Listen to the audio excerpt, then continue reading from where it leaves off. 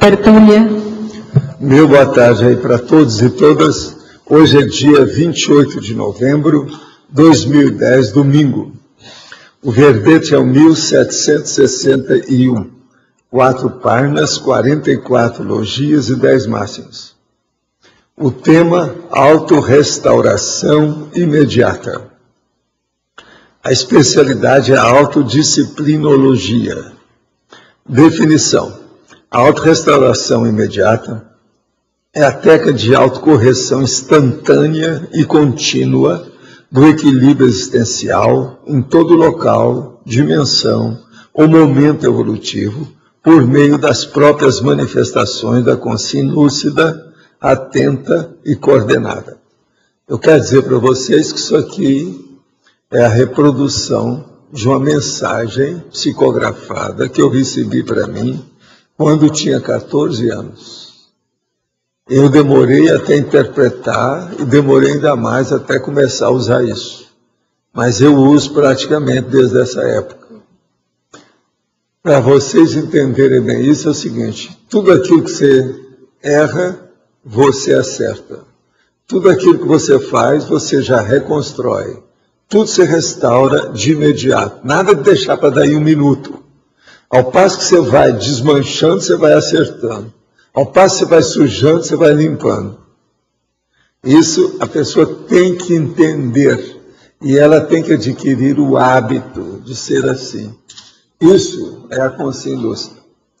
Agora, a manutenção da harmonia autopensênica, os reciclos pensênicos consecutivos e incessantes, a ação interativa contínua, o aqui, hoje, já, teático, a prevenção de imediato, a vida pessoal anti-caos, a existência humana anti-anômica, o combate natural à anarquia em geral, a manutenção do equilíbrio ecológico generalizado, a vida pessoal anti-estigmatizante, a manutenção ininterrupta da normalidade da dinâmica evolutiva, a super-eficácia evolutiva, a super-eficiência energética, a eliminação dos acidentes de percurso parapsíquicos, a força presencial autoconsciente da harmonia interdimensional por parte da consciência lúcida e sistemática.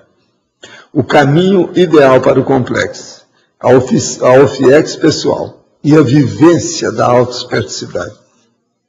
Agora, eu chamo a atenção na argumentologia sobre a taxologia.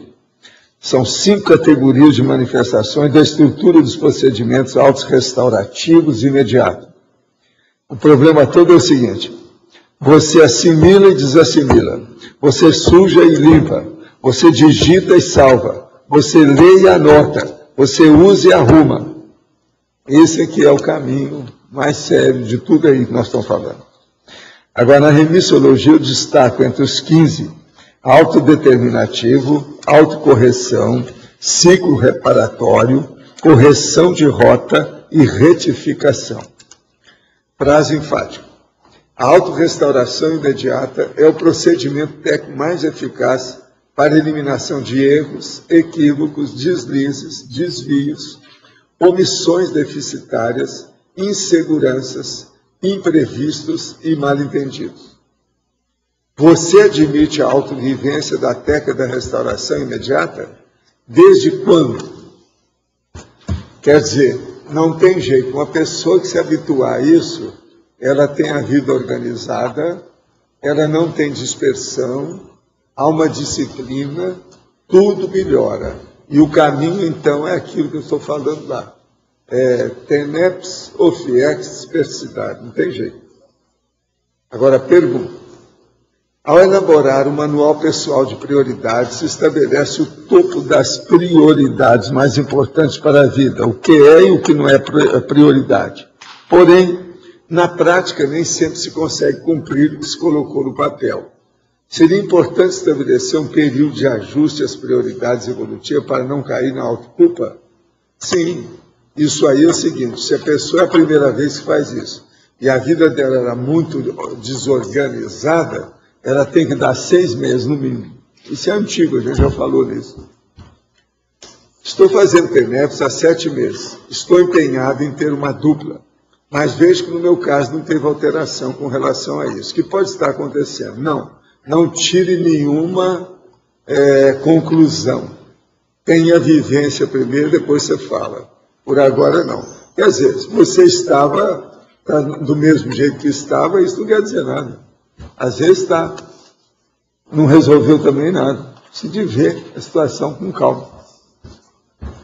O teleguiado é quando uma consciência já vivencia com mais lucidez o intrafísico e o extrafísico? Sim, é depois da semiconsciência. O senhor, no seu patamar evolutivo, já é um teleguiado a serviço evolucionário? Não, não sou. Esporadicamente, eu sou teleguiado. Isso é uma questão de extrapolacionismo. Quer dizer, eu ainda canto fazendo careta nessa história. Então, não sou bom. Tem que fazer com o pé nas costas, sem fazer careta. Eu não domino isso, não. Estamos morando numa casa antiga. Nossa vizinha de fundos é benzedeira. É possível sermos afetados pela manipulação das energias que ela faz? Várias pessoas chegam para pedir auxílio para ela diariamente, pois diz que ela benze bem. Minha mãe, que tem 75 anos, está com dor na zona do pescoço sem motivo aparente. Isso vai e vem. Como devemos proceder? Primeira coisa, a benzedeira, se ela trabalha e tem muita gente atrás dela, ela é positiva. Se ela não fosse positiva, o povo não ia procurá-la. Isso é bobagem. Acaba, desaparece. De modo que vocês não precisam ter medo disso, não. Agora, com referência à sua mãe, leva ela na benzedeira e depois você faz o ato voltaico nela. Vai acabar sendo tudo positivo. Vale a pena. Benzedeira nada mais é do que uma pessoa que domina, às vezes, o estado vibracional sem saber o que se passa. Conserta as coisas no pé, tem uns nomes esquisitos para isso, etc. Tal. Faz responso. Tudo isso benzedeira funciona. Na minha família, eu tive cara que era especializado nisso. Então, é da mesma área genética. Embora eu esteja investindo no autodomínio energético através da mobilização das energias diariamente, me sinto sem energia para fazer a reciclagem que necessito nesse momento da minha vida. Professor, teria alguma dica que possa me ajudar? Primeiro, você tem que olhar seu sono, a sua dieta alimentar e os exercícios físicos. Vê como é que é isso. E coloca essas coisas entrosadas umas com as outras. Isso é muito importante. Sono, dieta e exercício físico. O Chico Xavier sofria muito assédio. Como ele lidava com isso? O professor chegou a ensinar o EV para ele? Não. O problema é o seguinte, o Emmanuel era o guia cego dele que ajudava, do ponto de vista quase que paternal. Então isso aí ajudava muito. Ele se corrigia. E o Chico seguia muitas prescrições que eram dadas para ele. Meu amparador é um especialista em espiritismo, mas foi o único que me apoiou e me estimulou no estudo aprofundado da conscienciologia. Confessando que não conhecia a fundo a conscienciologia, mas já estava estudando o assunto, ao contrário dos meus companheiros de centro e do presidente do Centro Espírita, que foi totalmente contra o meu estudo e principalmente contra o senhor, o que me levou a abandonar o movimento espírita depois que passei a conhecer a conscienciologia. Meu amparador se encontra em processo de estudo aprofundado na conscienciologia e quer se tornar um especialista em conscienciologia. O que é um guia cego e o que é um amparador? Pois já observei nas mesas mediúnicas inúmeros guias e sempre desconfiei das mensagens que os mesmos passavam. Não, o guia cego, ele ainda tem muita manipulação de consciência. Agora, o amparador é uma consciência extrafísica técnica, que sabe o que faz, domina o processo de energia e tem uma visão cosmovisiológica da realidade do amparando. Então, isso é totalmente diferente. Outra coisa, ele é universalista, ele não é sectário, ele não segue nada faccioso. Então, isso aí ajuda muito mais do que qualquer outra condição do guia cego. Ando me interessando bastante por jardinagem botânica.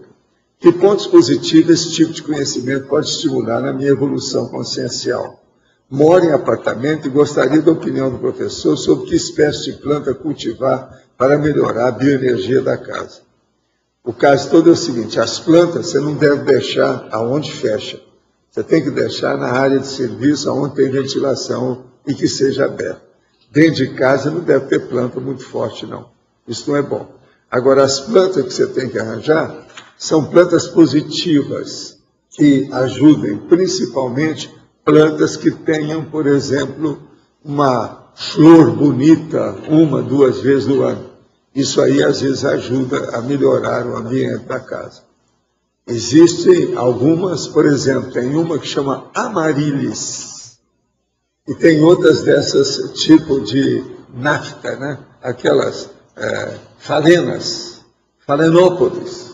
Essas são boas, seria bom pôr. Mas é bom colocar na área de serviço. Se vai colocar na casa, é quando tiver com janela e porta aberta, e depois tira na hora de dormir. Agora, eu quero dizer para vocês, quero agradecer a Adriane Pereira, que mandou para mim 7 sugestões para o convite ao intermissivista. Se alguém quiser mandar mais, pode mandar que eu vou usar. Até agora eu já tenho 58 que eu fiz. Então, com mais 7, se a gente aprovar, já são. Eu quero levar para 100. Uma outra coisa, o enumerador me sugeriu ler todas as questionologias. São 1886 questionologias. São mais de 4.000 perguntas. E nessas perguntas eu vou encontrar o que eu quero. Quer dizer, está mandando eu ler. Você está entendendo a enciclopédia? Que já tem mais de 4.000. São 87, acho, hoje. Agora, no mínimo, elas têm 2 perguntas. Você faz o cálculo, dá mais de 4.000. Tem várias com 3. Não. De modo que eu vou chegar lá com calma. Agora, gente, hoje é domingo, então eu queria falar que tem mais gente. A IE gostaria de comunicar a todos aqueles que possuem terreno no condomínio residencial Vila Consciência e ainda não escrituraram, para que realize as escrituras dos mesmos com urgência, uma vez que são necessárias para fechar o balanço contábil e jurídico da IC em 2010. Essa é a segunda chamada que eu dou disso aqui. Todo domingo eu vou falar nisso até o mês que vem, fim do ano. Outra coisa, quero falar sobre uma convocação muito séria do Conselho dos 500 da Cognópolis de Foz do Iguaçu. É a 4ª reunião, que é a última do ano. A data é no dia 5 agora de dezembro, próximo domingo. O horário é das 15 às 17. O local é o auditório do discernimento. A pauta, eleição de 5 novos membros da Comissão de Gestão do Conselho dos 500 para mandato de 1 ano, com início no dia 6 de fevereiro. 2. Deliberação sobre 10 perguntas sobre o plano diretor já disponível no site do Conselho. Deliberação 3, sobre o uso de um sistema eletrônico de votação. Atenção, os cognopolitas que desejam participar da votação eletrônica devem preencher cadastro no site www.c500.org.br. Observação. Após a reunião, haverá um evento de confraternização entre os cognopolitas. Não falaram se você vai ser assistido ou não, viu, Rocha? Maiores informações no site do Conselho dos 500. Vale a pena vocês verem, gente. É o Conselho dos 500, é coisa séria. Agora, ó, eu estou aqui com a revista Consciência, volume 14, número 1, janeiro, março de 2010. Aqui tem o primeiro Congresso Internacional de Autopesquisologia. Foi realizado do dia 13 ao dia 15 agora desse mês. Vale a pena ver os trabalhos que tem aqui. Essa edição está primorosa. Tem muita coisa interessante aqui, inclusive uns quadros que tem aí, eu mesmo estou aprendendo alguma coisa. Se alguém quiser ver, ó, está aqui. Vale a pena ver isso. Agora, ó, eu quero falar para vocês, daqui a pouco nós vamos dar umas palmadas, pelo seguinte, a 18ª a Instituição Consciência Ocênica, IC, está sendo formada no dia de hoje. Então, oficialmente, o nome dela é Reconsciência. um P no fim. Associação Internacional de Pesquisologia para Mega Conscientização. Então, a vocês aí que acham que vocês estão muito conscientes, não estão nada. Se for lá na Reconsciência, vocês vão ter que reconsiderar a sua consciência. Tá certo? Então, o que se passa? Atividades do programa, experimento proporcionado pelo programa, comece hoje a trazer a ciência multidimensional para o seu dia a dia. Pesquisa, autoria e publicação. Problema de pesquisa, cientificidade multidimensional. Como pesquisar multidimensionalmente? Como pesquisar-se multidimensionalmente? Quer dizer, pesquisar e pesquisar-se. E como pesquisar-se pesquisando multidimensionalmente. Não sobra nada, não fica pedra sobre pedra. Preciso de vocês estudarem isso seriamente. Agora, o que é que se passa? Aqui tem os dados, o telefone e todos o programa para facilitação interdimensional de pesquisa. Se alguém quiser ver, está aqui. Agora, eu quero que vocês, antes de eu entregar a você, vamos ter umas palmadas aqui na telinha. Levanta aí.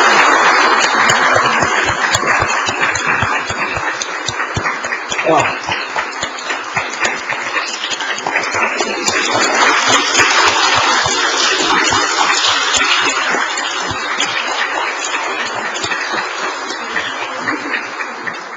Agora, ó, o nosso amigo está muito interessado nisso aqui hoje. Fortão.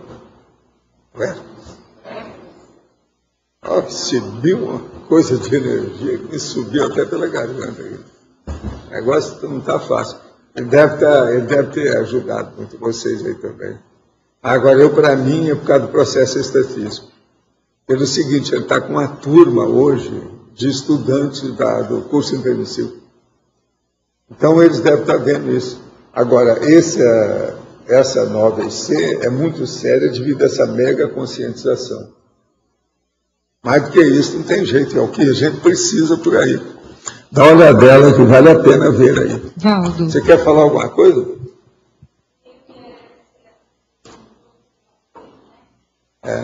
Vivo Etos.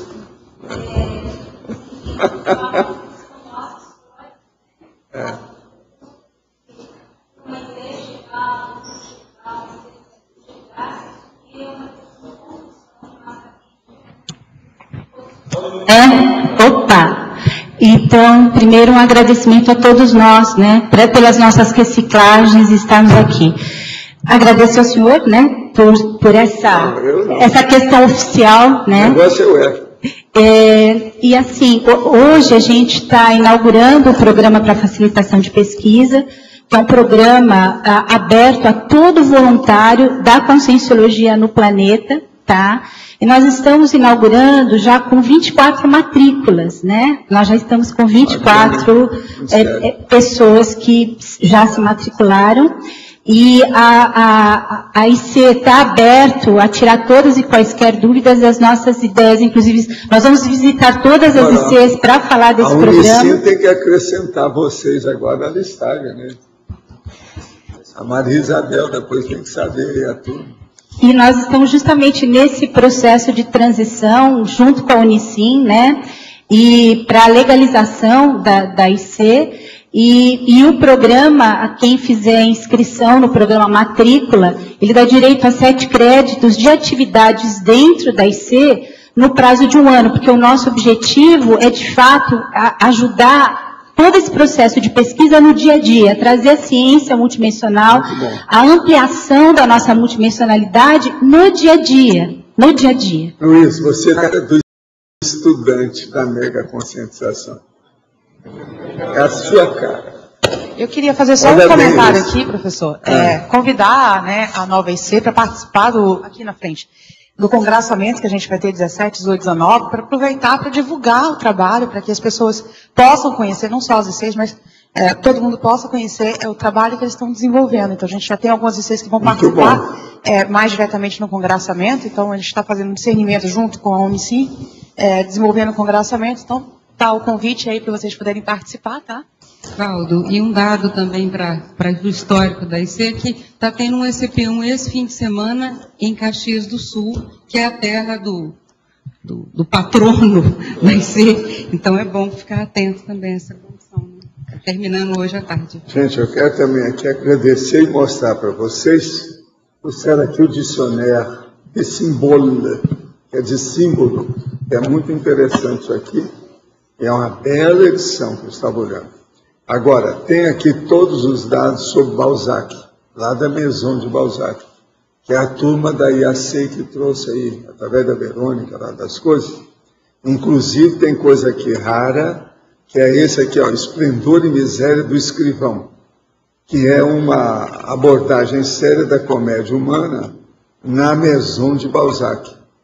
Agora, tem todos os dados, detalhe, vale a pena o negócio. Agora, é muitos dados que tem aqui, ó, cartões, livretos, os dados todos sobre a Maison.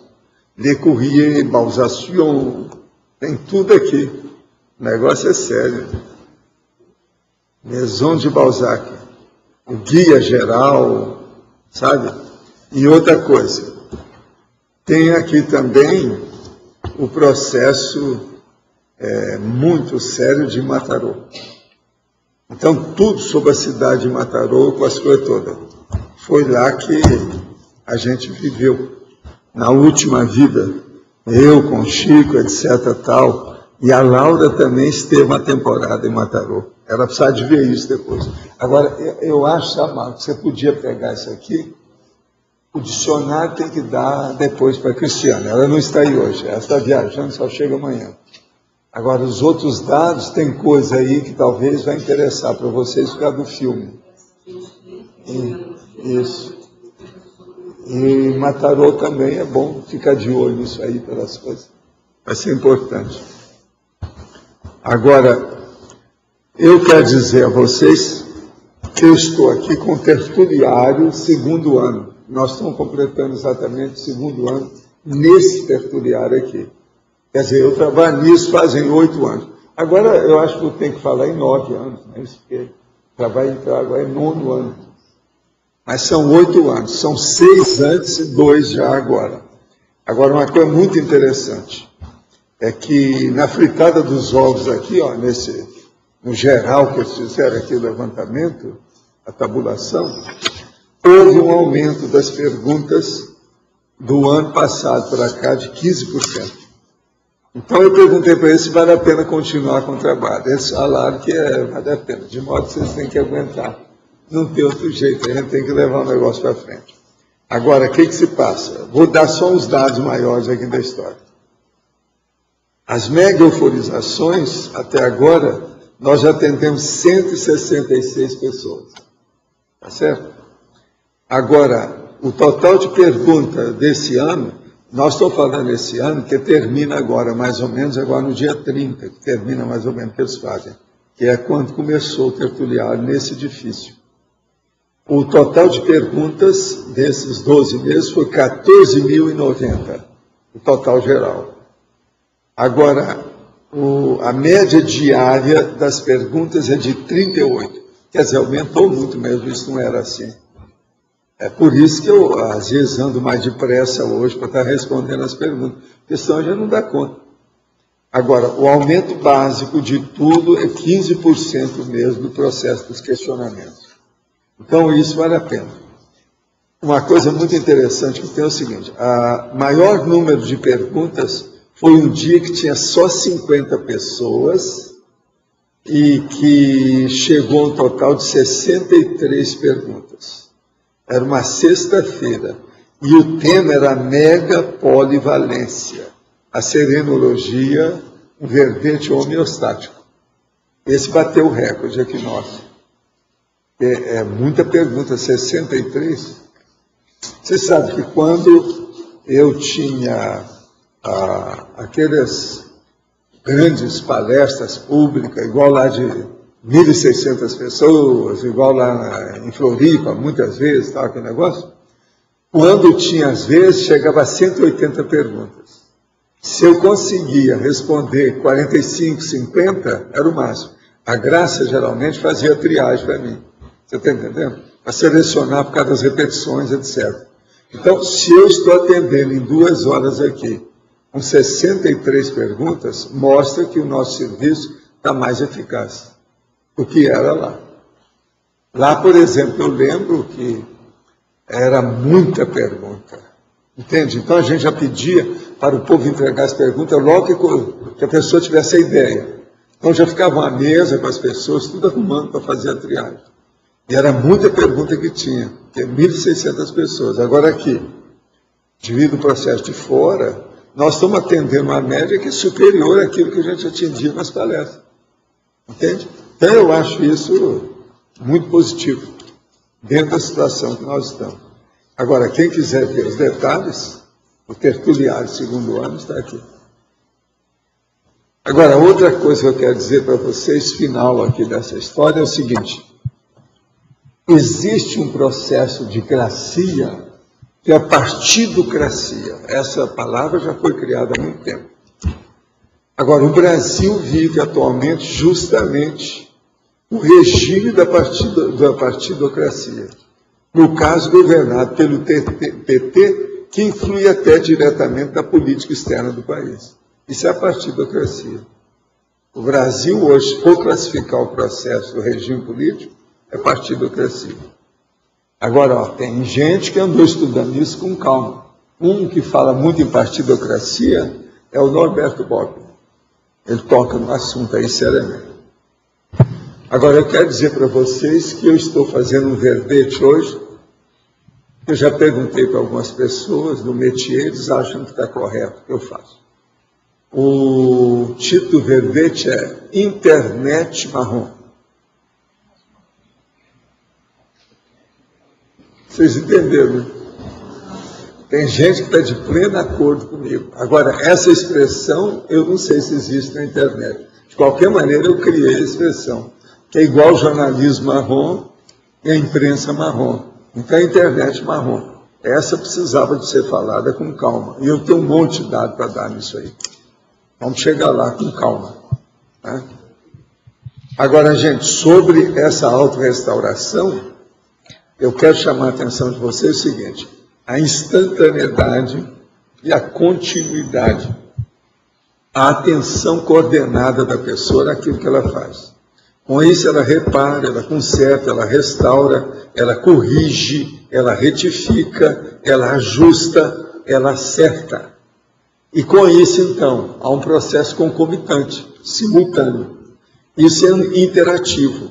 Então, é como se fosse mesmo, que eu falo aqui, a prevenção imediata. Então, o problema é permanente, ininterrupto, com eficácia e eficiência. Então, vocês pensam bem nisso, como é que vocês são. Isso aí acaba com aquele cara que chega de viagem, vai olhar na mala e faz assim, né? Joga tudo. Isso aqui acaba com tudo. Professor. Tudo que você faz, você tem que ver onde você coloca a toalha no banheiro. É muito importante isso. Isso aí é uma das coisas técnicas. Como é que fica? Por exemplo, o seu sapato, a hora que você tira, ele fica deitado um em cima do outro, eles ficam certinhos. Vocês estão entendendo ou não? Por aí a gente vê o jeitão. De modo que eu peço aos duplistas para se verem reciprocamente. Como é que são? Quem é quem em matéria de desordenamento ou desordem?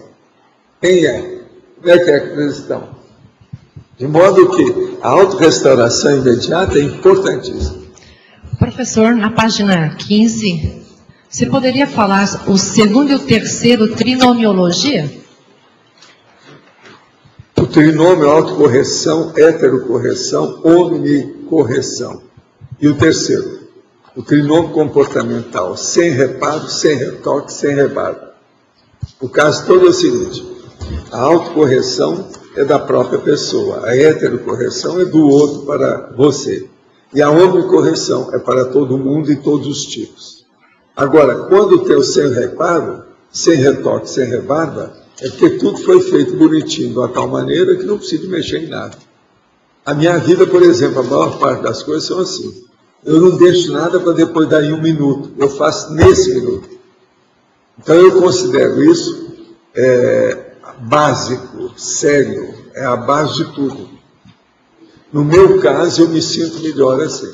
Agora, depois de muitos anos, isso é automático. Você não faz esforço demais, não tem nada contra. Isso é natural. Então é muito importante essa restauração. Restaurar, vocês sabem, é refazer aquilo. Mas, por exemplo, assim, quando a gente tem autocorreção e a gente convive com pessoas que não têm esse padrão, que é aquilo que você falou, né? Você dá exemplo e mostra para a pessoa. Agora, não evita rir com irritação ou com ironia. Senão não adianta nada.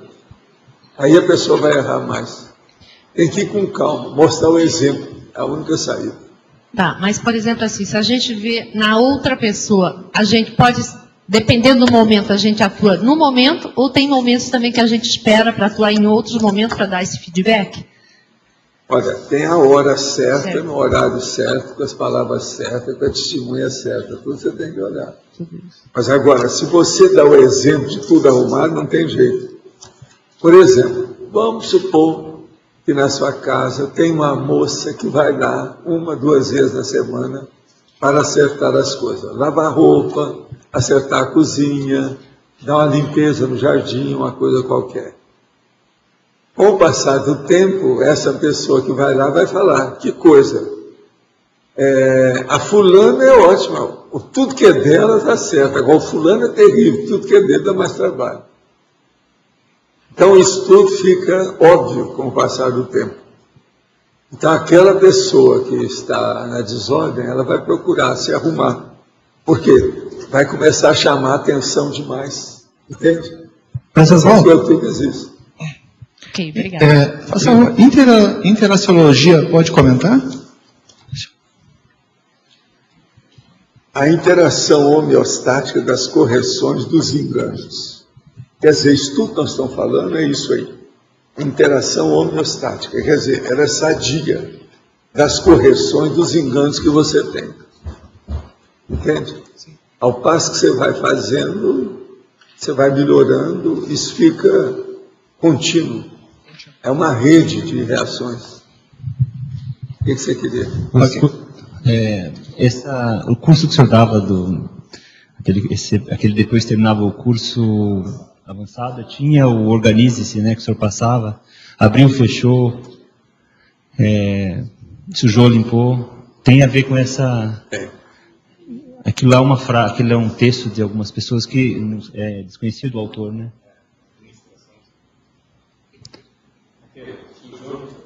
Pois é, suja ali.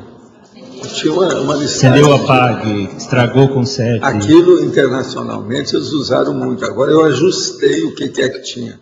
É uma listagem anônima que havia sobre o assunto. Lá embaixo eu tenho uma listagem. Tem lá naquele meu quadro eu tenho uma listagem. Nos ambientes assim, de empresa geralmente tem. Mas agora, veja, Roberto, isso que eu estou falando aqui é o mais sério. Uhum. Não é só o sujar e limpar. Sim. Aqui é tudo. Olha bem o que é que eu estou falando aqui nesses 5 itens da taxologia. Isso aqui que é importante para nós. É muito mais amplo do que aquilo que eles falam. Outra coisa, quando o senhor mencionou da benzedeira, me chamou a atenção que ela pode ser uma pessoa que domina ou tem o EV sem inconsciente. O que é essa? Ela é inconsciente, realmente elas não sabem nada disso. Tem lá o guia cego, alguém que ajuda e fica por isso. Agora o problema é o seguinte, se ela é muito antiga e faz a benzeção, é porque ela é boa. Senão ninguém ia procurá-la. E outra coisa, pelo contrário, eles iam fazer despacho contra ela para acabar com ela. Uhum. Quando ela é boa, não. Ela tem blindagem energética. Uhum. Então, por exemplo, se essa mulher, o povo está falando bem, esse negócio tudo, ela é boa, não pode achar ruim. Isso aí vai ajudar a ter nervos, está tudo. Uhum. Mas a minha dúvida nesse caso seria assim, como que seria possível essa questão do EV sem consciência? Não, que procedimento... ela está só exteriorizando a energia para ver se melhora as energias da pessoa. Qualquer um que fizer isso, melhora. Entende? Entendi. Por exemplo, você já viu que às vezes tem uma pessoa que está muito doente. Eles dão para ela um cachorrinho, ela melhora. Sim. A energia do cachorro, com a afetividade dele, melhorou a pessoa, equilibrou o problema. Entendi. A acupuntura estuda essas coisas bem. Então, o problema da benzedeira, ela é positivo. Em tese, ela é positiva, não é coisa negativa. Por exemplo, benzedeira não é gente que faz despacho, não. Isso é outra pessoa. Benzedeira é outra coisa, não tem nada de despacho, de terreiro, nada disso, não. Não está fazendo igucim, não. E outra coisa, ela não faz dogmatização em cima das pessoas. Ela quer melhorar a pessoa. Ela benze, não quer saber. Entende? Então, aquilo é a exteriorização da energia. Nós temos que entender o primarismo do povo. Tem que entender isso. Quem entende estado vibracional vai entender benzedeiro. Professor, nós tem o responsório, aquelas falas, né? Que é um processo de mantra que deixa o estado alterado direto. Tudo ela arranja um jeito que ela precisa daquilo. Não, mas aquilo gera um estado alterado direto. Ela entra em estado alterado. E ela se induz a um estado alterado. Induz também a criança. E ela cede energia. Eu já atingi benzedeira. Presta atenção. Ela trabalhou demais, tem um quiprocó, então ela teve inspiração, não, eu vim aqui para ver o que o senhor faz comigo. E quem está precisando hoje sou eu. Valdo. E realmente ela estava depressa. Às vezes pega uma situação política, né? Eu convivi com uma benzedeira na minha infância, ela atendia criança. Então ela pegava água, óleo e a criança aqui. Ela colocava uma mão na criança e ela ia jogando com a outra mão óleo na água. Se o óleo se misturasse na água, e eu vi isso acontecer centenas de vezes, ela falava assim, a criança está com quebrante. Aí ela ia rezando lá, fazendo todo o trabalho dela, como o Mário está falando. Aí lá pelas tantas ela jogava o óleo de novo. Aí se o óleo não se misturasse na água mais, é porque a criança estava boa. Mas era impressionante o óleo entrando na água. Nada mais é do que o conjunto de energias gravitantes patológicas na pessoa. Melhorou aquilo. É o que o Aquopac faz. Eu tiro quebrando. Vocês aí, aqui, ó, estão sendo tirados do quebranto de vocês. É isso. Agora, eu vi tudo isso, entendeu? Agora é impressionante ver como funcionava essa história, porque eu era pequena feito físico. E eu ficava na altura do copo. Então eu ficava olhando assim a água e o óleo, ele sumia. O melhor da história é a hora que tem. No movimento espírita tinha muita gente assim. Eu mesmo trabalhei com esse povo assim. Então, traz lá um copo de água para ser fluidificada. A hora que põe a mão assim, o negócio ferve. Quantas vezes eu vi isso? Impressionante. Isso é feito físico, é a mesma coisa do processo. Entendeu? Agora, era isso que a gente fazia com a Pia Steiner no microscópio. Então, colocava lá a água, você está entendendo? Dentro da lâmina e a lamínula. E eu chegava e julgava energia. E ela olhando no microscópio lá, dupla, etc. Tal. A hora que eu jogava energia, a água dava alteração lá, no microscópio.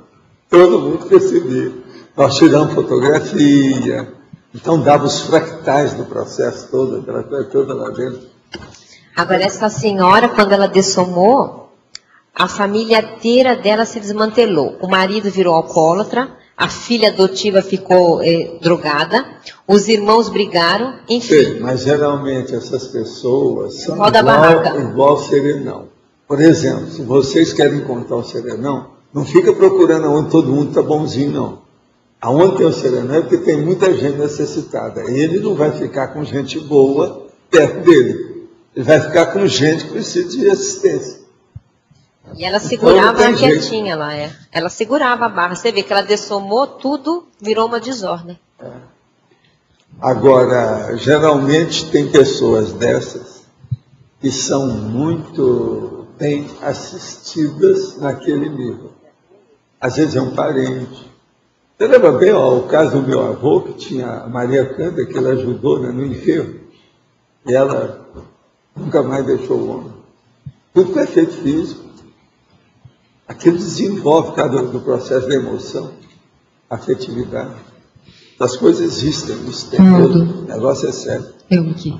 Você, então, comentou que equivale ao estado vibracional, porque como ela é positiva, exterioriza as energias, seria como se fosse o estado vibracional que tem esse efeito de tirar as cargas aderidas.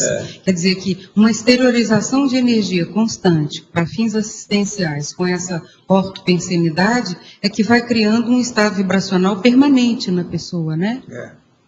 Que ela não precisa ficar pensando, estado vibracional, não tem isso. Acontece o processo. Agora, o processo todo é saber acessar a energia e mudar, tirando as energias gravitantes negativas. Esse é o caminho, é o equilíbrio da história, a homeostase. Ação, Valdo, é um tipo de depuração, né? Uma decantação que vai Agora, fazendo. todo esse povo é porque foi pitia, pitonisa, tudo. É um monte de gente, tudo foi pitonisa durante muitas vidas. Paulo, sim. Aqui, ó. Em relação à paragenética da pessoa, vamos supor que durante vidas e vidas e vidas a pessoa teve um tipo de dieta, vamos supor, uma dieta vegetariana. Porque tem gente que não tem tolerância a comer carne, outros não têm tolerância à lactose. Isso pode influenciar o processo do grupo karma, porque, por exemplo, eu quando me relacionei pessoal no yoga, que eu pratiquei durante um tempo, tinha certeza absoluta que tinha pessoas dali que eu já conhecia tem bastante tempo. Então eu tinha muita afinidade com certas pessoas, outras eu não tinha tantas afinidades. Inclusive no IPC, no Rio de Janeiro, em 2005, quando eu fiz o curso lá, 2 pessoas lá me identifiquei na hora que eu tinha bastante afinidade energética, né, no caso. O processo da alimentação da pessoa pode ser uma programação assistencial, alguma coisa assim? Isso não é o mais importante, não. O povo dá uma supervalorização para o processo de dieta. Você tem que ir com calma. O que adianta uma pessoa que não come carne, não come peixe, não come ovos, não come nada? Ela vai viajar, vai trabalhar em função dos outros e dá trabalho para todo mundo. Aonde ela aparece, tem que ter um batalhão para ajudá-la, porque não tem comida para ela. Isso é péssimo. Essa que é a Se questão. ela ajuda para um lado, ela piora para o outro. Então o negócio é a pessoa se adaptar dentro da média daquilo que tenha. Por quê? Você não vai mudar a dieta carnívora da humanidade até amanhã cedo. É loucura isso tudo. Então Deus dá muito valor para isso. Esqueça isso, que é coisa de criança. Mas você entendeu muito bem a minha pergunta. A questão é a seguinte: eu não teria envolvido no yoga se não fosse alimentação vegetariana. Mas yoga já tem alguma coisa aqui, a ver. Leia o livro. Mas eu já esqueci o yoga, já passou, passado. Mas tem alguma coisa a ver com a programação existencial da pessoa para acertar erros do grupo karma? Se você foi perto desse povo, você tem afinidade. Isso é o passado. Nós todos somos assim. Se você está aqui hoje, é porque essa turma aqui tem afinidade com você. E isso é a sua família consciencial. Então, isso é o nível. Nós todos temos afinidade para isso. Agora, não é o processo de você deixar de comer que vai ter. Não, isso tudo é secundário. Então, isso não é o essencial. Isso é mais, porque isso é da minha genética. Desde pequeno eu não consigo comer, eu não tenho tolerância a isso. Não, entendeu? Isso até às vezes é bom para você. Mas, por exemplo, se você vai falar em genética, isso é relativo. Eu fui criado com carne de porco. Devo aos porcos a minha sobrevivência. Muitos colegas de infância, todos morreram. Morreram com a barriga grande, cheia de verme, e foram embora. Agora, o que se passa? Eu estudei essas coisas todas. Eu sei o que é a tricose, os processos todos, problema de porco, tudo isso. Agora, aos 20 anos, eu resolvi que não ia comer mais carne. Para quê? Para me testar. Aí, o que se passa? Eu passei 2 anos e meio quando eu vi a minha memória tinha ido embora. Porque eu não consegui suprir o que a carne dava. Aí eu descobri, voltei a comer carne. Moderadamente, mas voltei. Eu passei 2 anos e meio com a dieta e passei 5 anos para recuperar minha memória. Então veja, tudo isso é genética. Agora hoje eu não como muita carne nem nada não, eu como mais peixe, às vezes como frango, evito de comer, mas com certa situação eu como até quibe, depende das condições, do que quer que tenha. Agora, tudo você tem que julgar. Você vai ver a hora que você chegar na minha idade. Seus conceitos, então, vão ficar mais furados ainda. A pessoa aos 70 anos, ela tem parestesia por todo lado. Eu tenho 5 remédios diferentes que eu tomo. Eu tomo ao todo 9 tomadas por dia. 3 refeições, 3 remédios cada vez. Mas tem 5 desses. 2 desses são até repetidos. A gente tem que repetir durante o dia. Um deles eu tomo 1 grama inteira. Agora, o que se passa? Todos os 5 está lá falando o que pode acontecer com o remédio na bula da diarreia. 5, os 5 pode dar diarreia na pessoa. Então eu tenho que estar de olho em tudo que eu como para julgar com os processos. Você está entendendo? O que pode segurar o intestino, o que é que pode abrir. Isso é minha vida. Então, de vez em quando, eu já vi, por exemplo, uma coisa que segura, devido a esse tipo de remédio que eu tomo, eu tenho que comer uma comida mais forte. Às vezes não tem jeito. Às vezes eu sou obrigado a comer até mesmo alguma coisa que tenha carne no meio, mesmo que seja carne de frango. Mas a questão não é apenas dos animais, não. A minha questão não é apenas dos animais, não. Tipo, é uma coisa natural nossa. A minha questão seria, se pelos afins se atraírem e pelo processo meu de genética eu não conseguir comer, será que isso teria alguma coisa a ver com programação existencial, com dívidas do autocarro? O que você tem que olhar não é isso, não. O que você tem que olhar é a eficácia da sua dieta. Isso está ajudando você ou não? Como é que são seus atributos mentais, os intelectuais? Sua memória é boa? Sua associação é boa, associação de ideias? Seu juízo crítico, como é que é? Tá tudo bem. Você saber quem é que vive com você. O único problema é a organização, do resto como é que tudo são ok. seus dicionários cerebrais? Por quê? Se a pessoa fica numa dieta muito firme durante muito tempo, se ela não tiver cuidado, as faculdades vão embora. O que pega em primeiro lugar é memória, mas não é só a memória. Existem outras coisas. Tem gente que pode dar até dislexia através disso. Então, abre o olho nisso. Outra coisa, o jovem que ainda está crescendo até chegar nos 26, ele precisa de muito reforço, devido à constituição da vida dele. O cérebro ainda está sendo constituído, a ossatura ainda não está completa. Até os 26. Quantos anos você tem?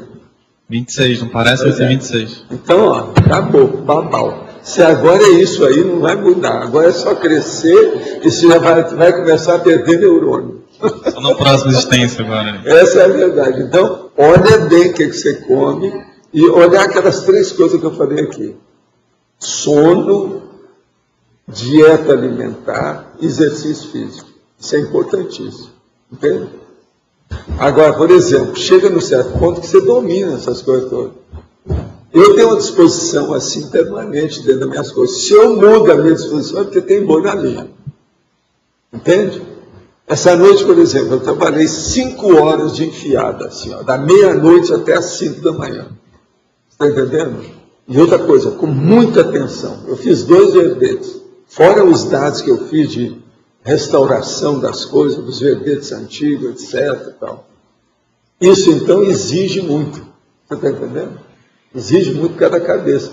O cérebro seu é que chupa mais as energias de tudo que você come, que você respira, que você alimenta, a água, tudo. É o cérebro. O cérebro tem gente que acha que é 10% de tudo. Tem outros que acham que é 20%. Há uma briga com isso. Toda energia que entra, o cérebro absorve isso. No mínimo uns 20%. Então é muito sério o processo de comida. Olha bem. Waldo, só por curiosidade, nessas 5 horas, o que o senhor comeu ao longo das 5 horas? Tem que parar. É o seguinte, eu como entre 3 e 4 horas da manhã. Às 4 horas da manhã, eu fui comer alguma coisa. O que eu comi de manhã?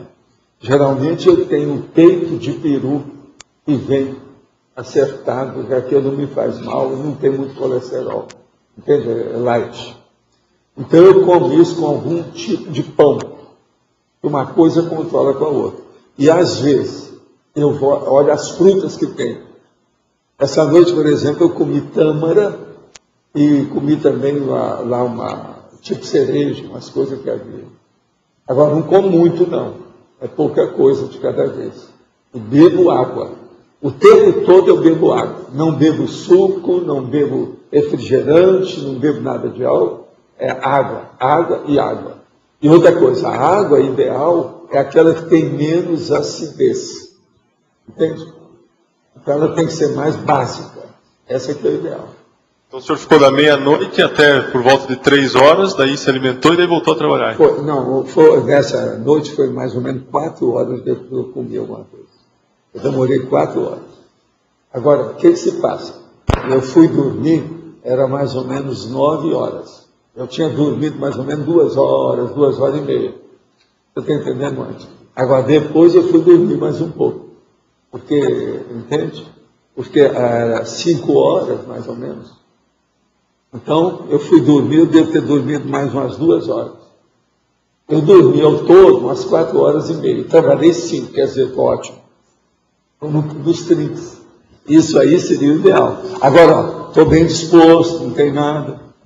Uma outra coisa, eu ando na esteira, eu saio, não fico pensando que estou nas nuvens, nem nada. Estou bem disposto. A esteira, ela é ótima para mostrar a você o nível seu nível de qualificação da disposição. A esteira mostra isso. Você não pode sentir nenhuma dor, não pode sentir nada. A esteira já vem até mostrando qualquer fraqueza, qualquer processo de respiração, qualquer dor que você tenha, tontura, você tem que parar com a esteira. Eu não tenho essas coisas. Agora, uma dorzinha ou outra, isso eu sei como é que é parestesia. Às vezes dá uma entorse, dá aqui, dali, isso é besteira. Eu estou falando uma dor bem firme, calculada, entende? Certa. Isso a gente tem que ver. A esteira, eu acho que ela dá o diagnóstico na hora. Você entende?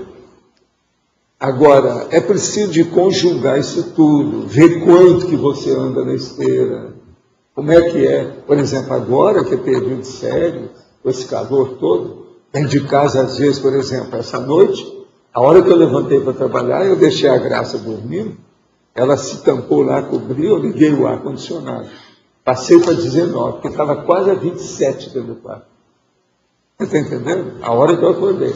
Então, algumas horas depois eu cheguei lá, desliguei, depois eu fui dormir, estava tudo a 20 graus. Então, essas coisas parecem bobagem, mas não é. Isso ajusta, não é o conforto que você tem, ou você se sentir aprazível, agradável, não é. É o problema de você controlar o metabolismo. O que se assimila, o que se desassimila no seu corpo. Então, é aquilo que nós estávamos falando aí ontem, o problema da temperatura, isso tudo que eu vejo aqui, ó. Lá fora está 35 graus, aqui dentro está 22. A umidade relativa do ar aqui dentro está 45 graus. Então, isso tudo é importante para manter o equilíbrio. Nós temos que lembrar o seguinte, por exemplo, você pensa, a pensenização é o produto de tudo que você tem. Todo o seu esforço do corpo, tudo isso é por causa da pensenização. Se a pensenização não está boa, porque tem alguma coisa que está batendo pino. Então, tudo que você tem que ajustar, você tem que ajustar de uma tal maneira que você pense direito. A pensenização tem que sair correta. Então, por exemplo, tem gente que é tudo desequilibrado e ele quer ter uma pensenização boa. Está no buraco. É impossível. Não dá. Professor, Sim. aqui na frente. Eu queria saber, assim, no início da atividade docente, né, estou iniciando na reaprendência, vieram para mim algumas antecipações de mudanças.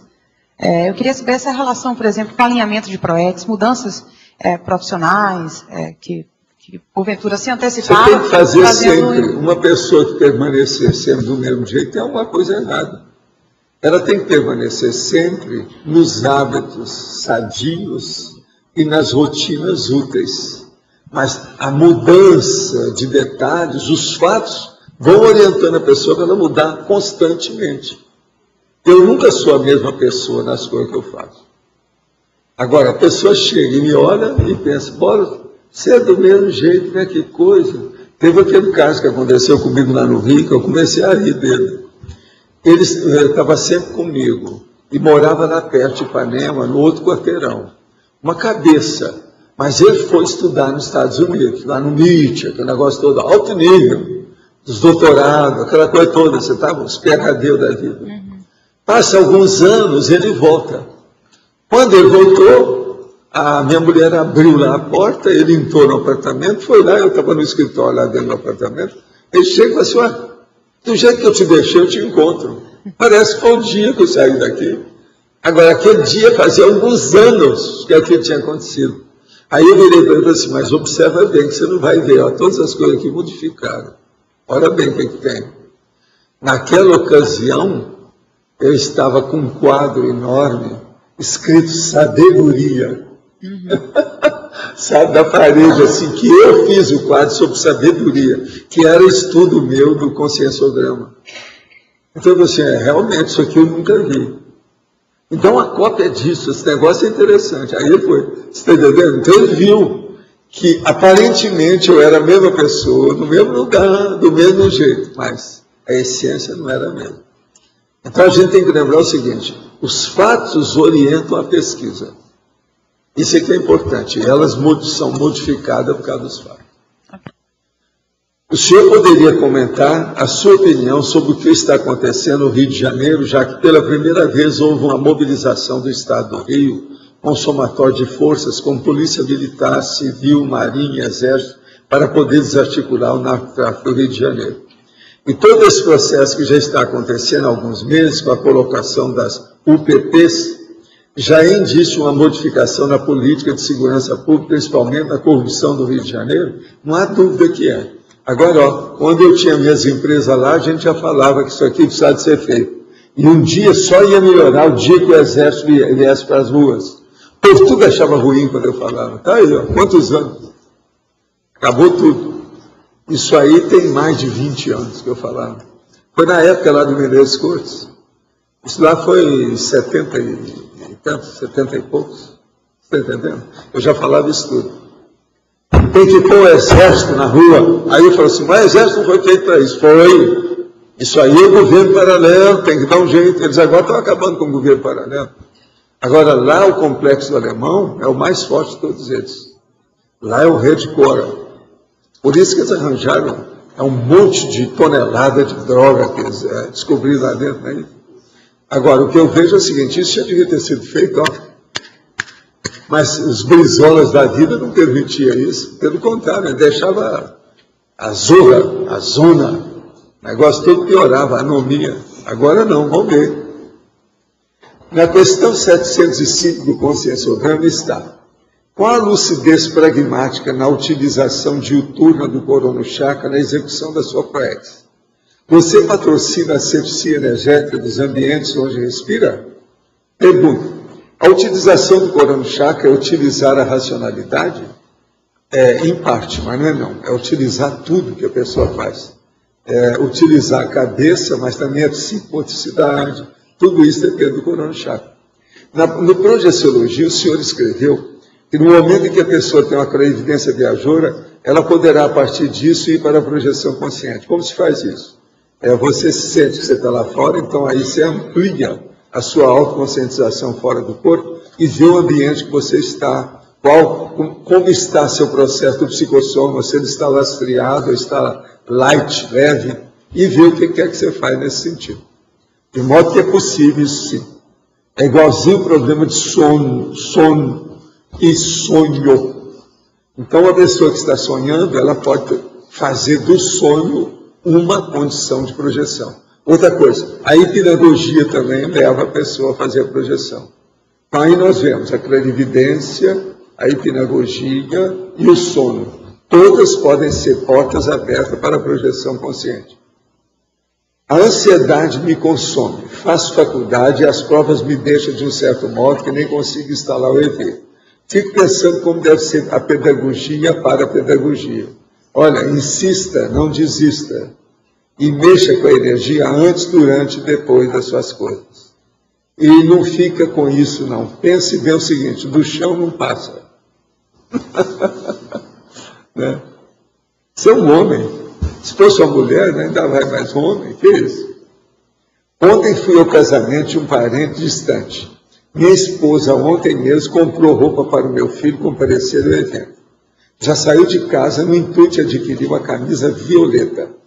Curiosamente, ao chegar ao evento, a cor violeta era a temática do evento. Boa parte dos enfeites e a vestimenta dos padrinhos nessa tonalidade. Sem saber desse fato previamente, por não ser óbvia a cor mencionada, Como posso interpretar a sincronicidade? Anota as coisas e vê o que acontece. De qualquer maneira, a sua esposa, se ela não ficou sabendo, ela está com antenada. Se de verificar o nível da antena dela, se funciona para outras coisas.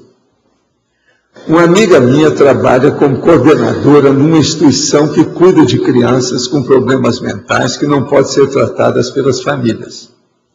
Nos últimos tempos, ela está tendo problemas com funcionários.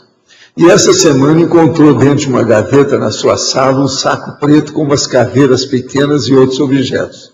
Algo que parece magia negra. E na instituição dos funcionários, as crianças estão vendo constantemente concierges. Ela me pediu para ajudá-la a exteriorizar a energia na casa. O que devo fazer? Vai lá, banca o machão. Vamos fazer força. Agora, no caso, é uma moça. Então, banca machão, né? Então, o que você faz? Põe energia nisso. Agora, faz uma limpeza dos objetos, que lá deve ter muito bagulho energético. Dá um jeito, enterra isso tudo aí.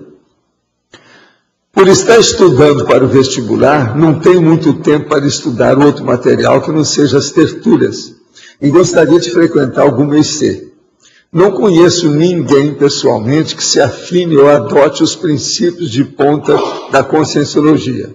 O senhor tem alguma previsão de inaugurar instituição conscienciocêntrica em Goiânia, Goiás? Seria de bastante utilidade e enorme incentivo estar junto às pessoas de ideal comum. O caso é o seguinte: como é que está a situação do Instituto em Goiânia, você sabe? Sabe examinar como é que tem. Quem é? Quer falar aí alguma coisa para nós, por favor? Goiânia. Fala o endereço então, Mário. IPC em Brasília ou então Campo Grande, que são os dois que têm atendido. Campo Grande ou Brasília. Então é preciso ver os teléfonos.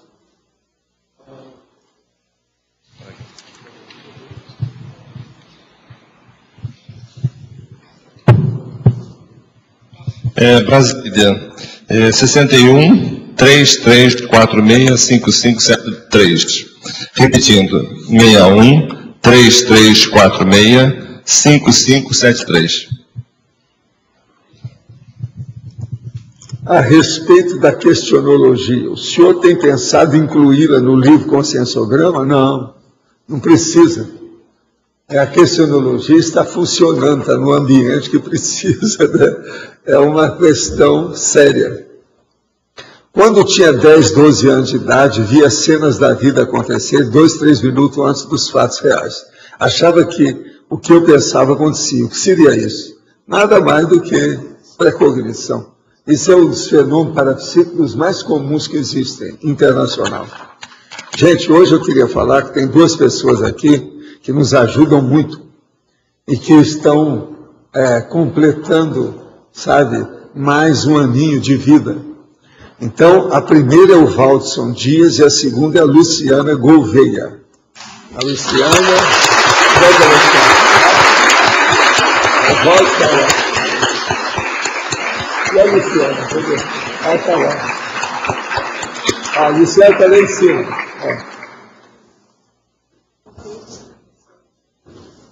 Algum desses aniversariantes estão aqui? Escuta, o Eduardo Catalano está aí? Aonde que ele está? Olha, o senhor está intimado a apresentar o verbete até amanhã, senão o senhor vai para o Chilindró. Tá certo? O Rodrigo Guedes, eu falei nele lá embaixo, parece que ele está aí hoje. Eu já tinha falado com ele lá embaixo. Ele falou que vai entregar o verbete. Agora o Tony Muscoff também está aí? Ô Tony, você tem até amanhã para entregar o verbete, porque senão vai ter comigo, hein? O negócio é sério. Até tu, Tony. O negócio é muito sério.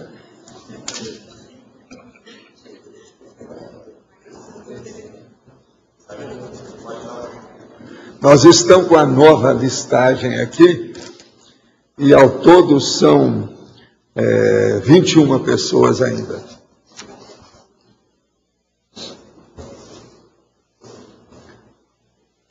Há um ano estive muito mal de saúde e minha sogra levou-me a uma benzedeira, pois achava que eu tinha doença de minguá.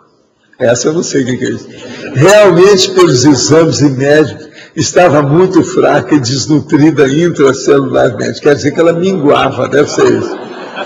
Fato é que melhorei após ir lá, tendo ajudado em meu tratamento. Comentei isso numa sessão de consciência-terapia e fui duramente criticada, ficando confusa a respeito da assertividade de ter aceito a ajuda. Sei da limitação das benzedeiras, mas acho que não devemos nutrir preconceitos, pois há muita cura nesse sentido de assistência. Qual a sua opinião? Eu também acho. A gente tem que estudar o caso. Agora, precisa de um urubu servar todo mundo, que mexe com energia. Não, a espinhela caída é quando diz respeito a outras coisas maiores, de coluna, etc. Mas é também, né? Minguar. Duraver, minguar. Como é que é aquele negócio? Duracer, minguar. Aqui é teu jogo de minguar.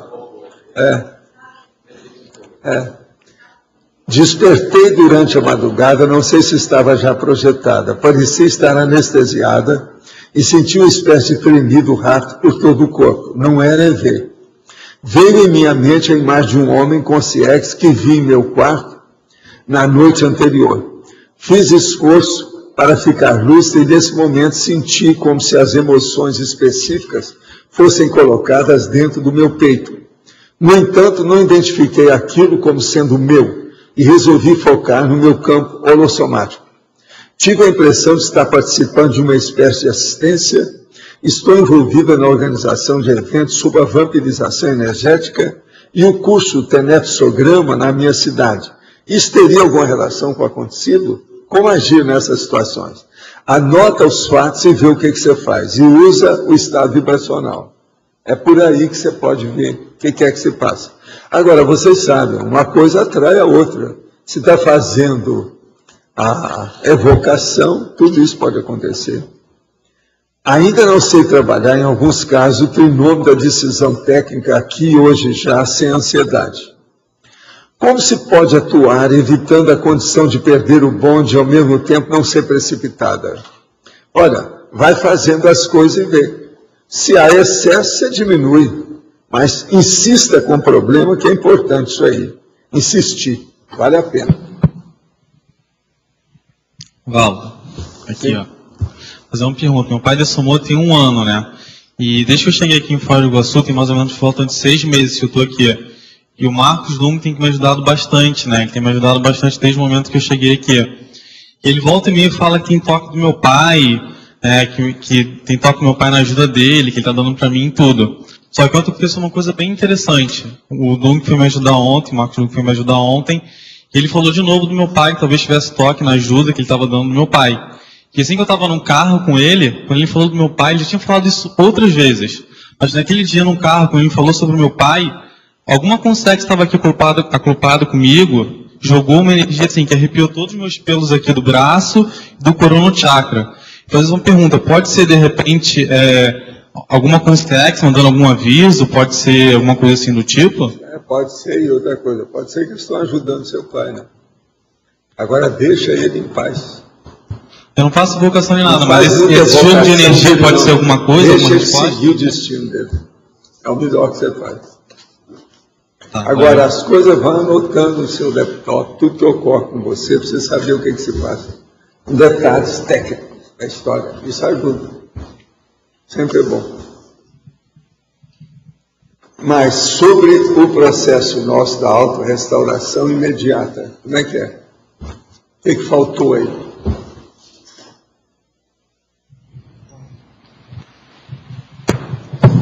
Professor o Chico Xavier, pelo que o senhor conhecia ele dominava assim as manobras energéticas EV? Não. Como que ele fazia? Ele quando precisava, ele dava passe e geralmente funcionava bem. Entende? Com as consciências, no estilo espírita. Ele era bom nisso. E como que ele fazia para desassimilar? Não, ele permanecia o tempo todo favorável, positivo, abençoava todo mundo. Ele era da turma do deixa disso e de fazer médio, com todo mundo. A condição dele era essa, é o processo da santidade. É porque eu queria entender o seguinte, Val, até que ponto eu sei que só mudar o pensamento não basta para a desassimilação. Não, mas ele se adaptou aos processos do espaço espírita. Depois de dezenas de anos, você domina aquilo perfeitamente. E fica lá, não tem jeito, não tem muita novidade nisso. É manter, você está entendendo, a rotina útil. É o que o Chico fazia. Agora, por exemplo, o que criou problema para ele, foi por isso que eu entrei na história, foi que ele estava envolvido por um processo de escândalo que mexia com todo o processo espírita, a família, o povo com que ele vivia, a turma que o ajudava, e ele estava desesperado com isso. Aquilo criou problema para ele. Agora, depois de muitos anos, já tinha passado a fase dele de desenvolvimento de mediunidade, ele já não era mais rapaz. Então, eu falei assim, o jeito é pensar você daqui, tira, vamos levar para outro lugar. Ele tocou na hora, falou, não, isso é o ideal, é renovação. Entende? Então, era o único problema maior que eu vi na vida dele, foi quando a gente tirou ele lá de Pernambuco. A situação era muito pior que isso que eles falam, porque hoje só vê o lado bom, né? Esquece todas as agruras, os problemas dele, ninguém fala nisso. Eu perguntei dele porque era um exemplo mais próximo, né, que era uma pessoa positiva e eu queria entender, né, como funcionava esse processo de pesquisação. Ele era muito positivo em tudo. A tendência sempre do ambiente era melhorar. Está entendendo? Bom. Aonde ele aparecia. Aqui na parafatologia, na segunda linha, ao final, você pode falar um pouco mais sobre essa força presencial?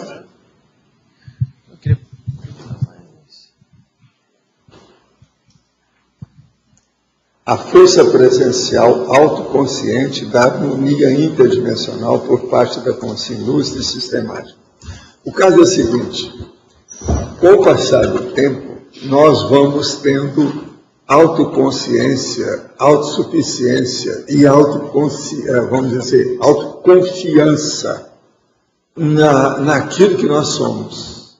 Então, por exemplo, vocês não ficam pensando que a hora que eu começo a fazer da minha vida só de vestir branco e deixar uma barba veneranda dessa, é preciso de ter testosterona, vivência, tem que ser macho, porque senão não faz isso não. Porque cria problema, você fica muito diferente da média. Olha aqui, ó, não tem ninguém aqui que tem a barba do meu tamanho.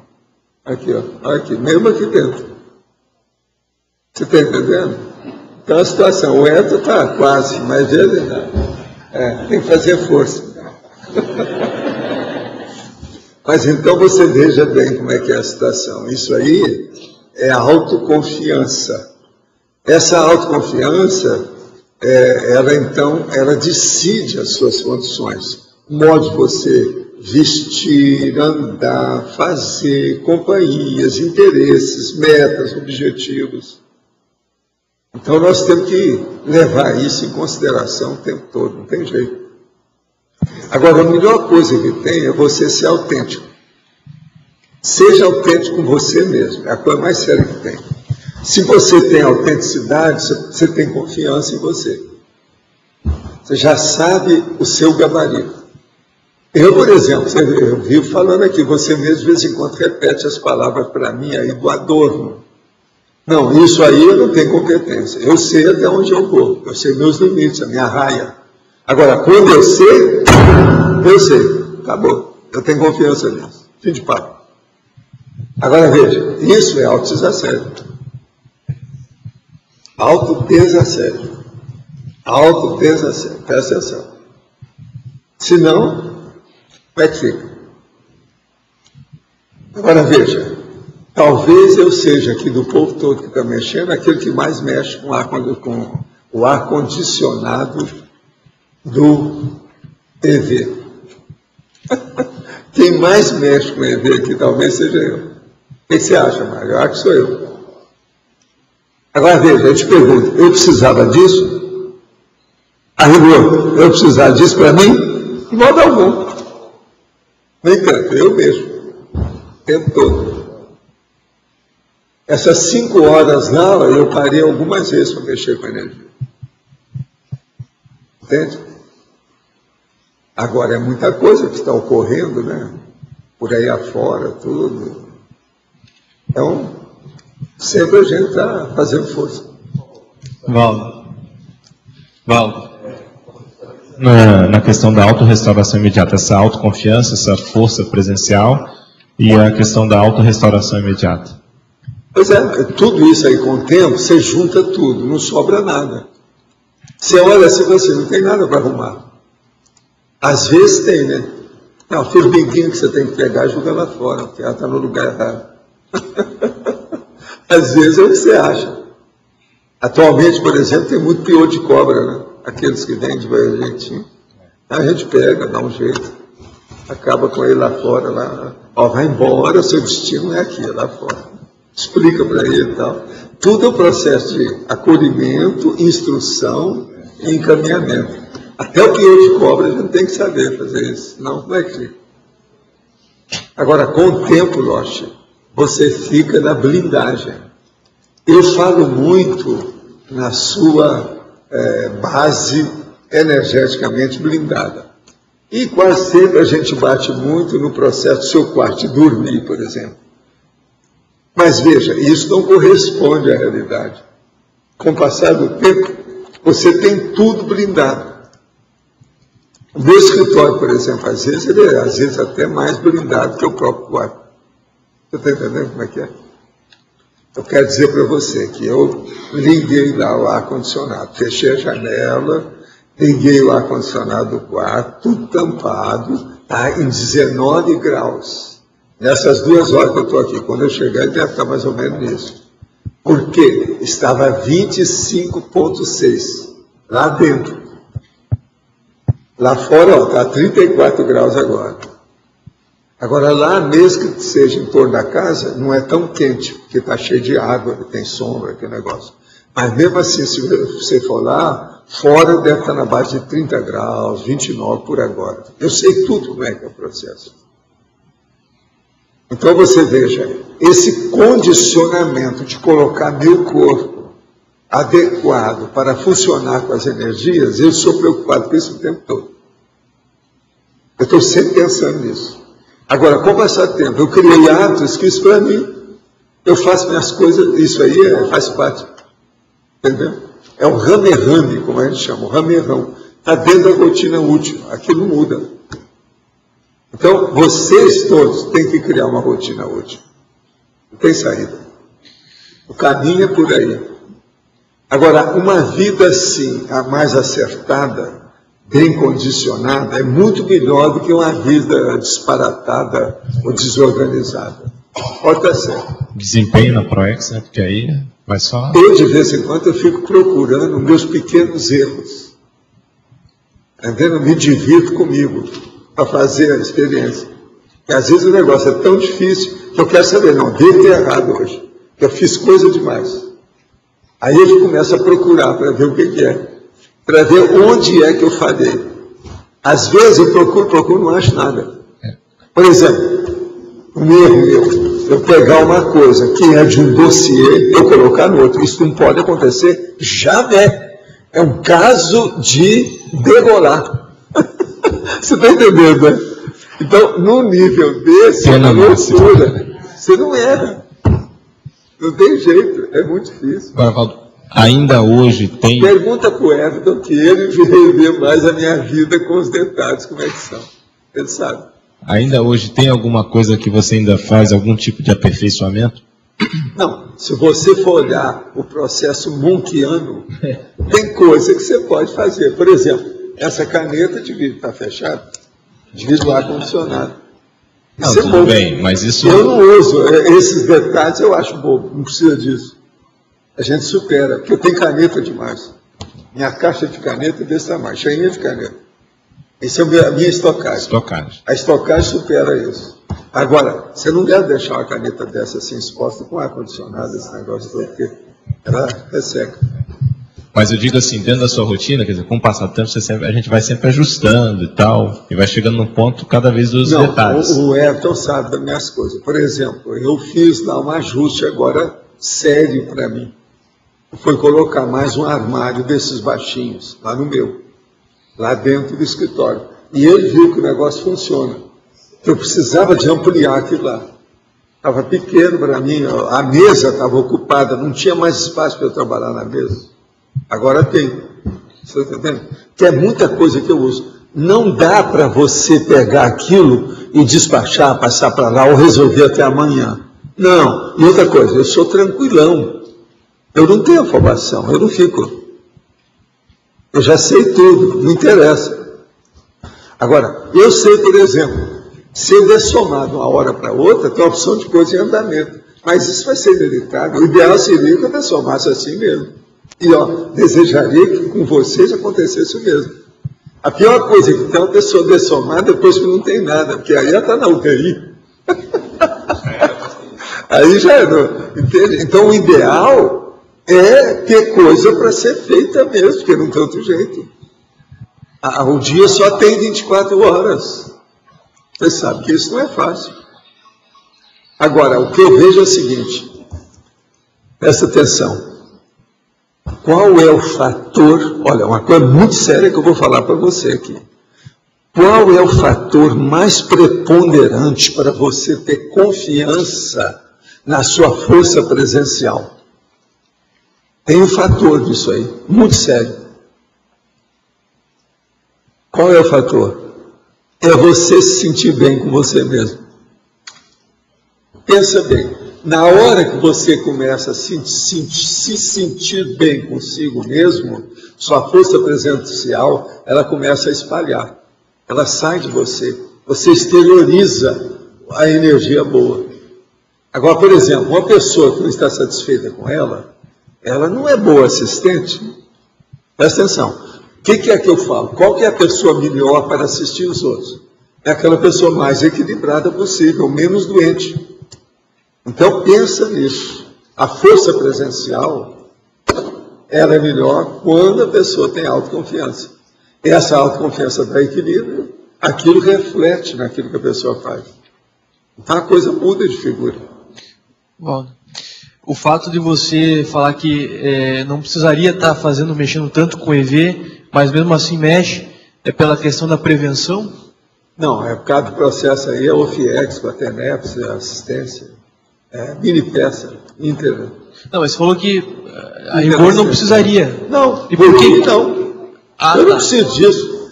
É para manter o que está... Por exemplo, vamos supor, eu estou aí, vem um mega assediador, ou 3 ou 4, vem chatear.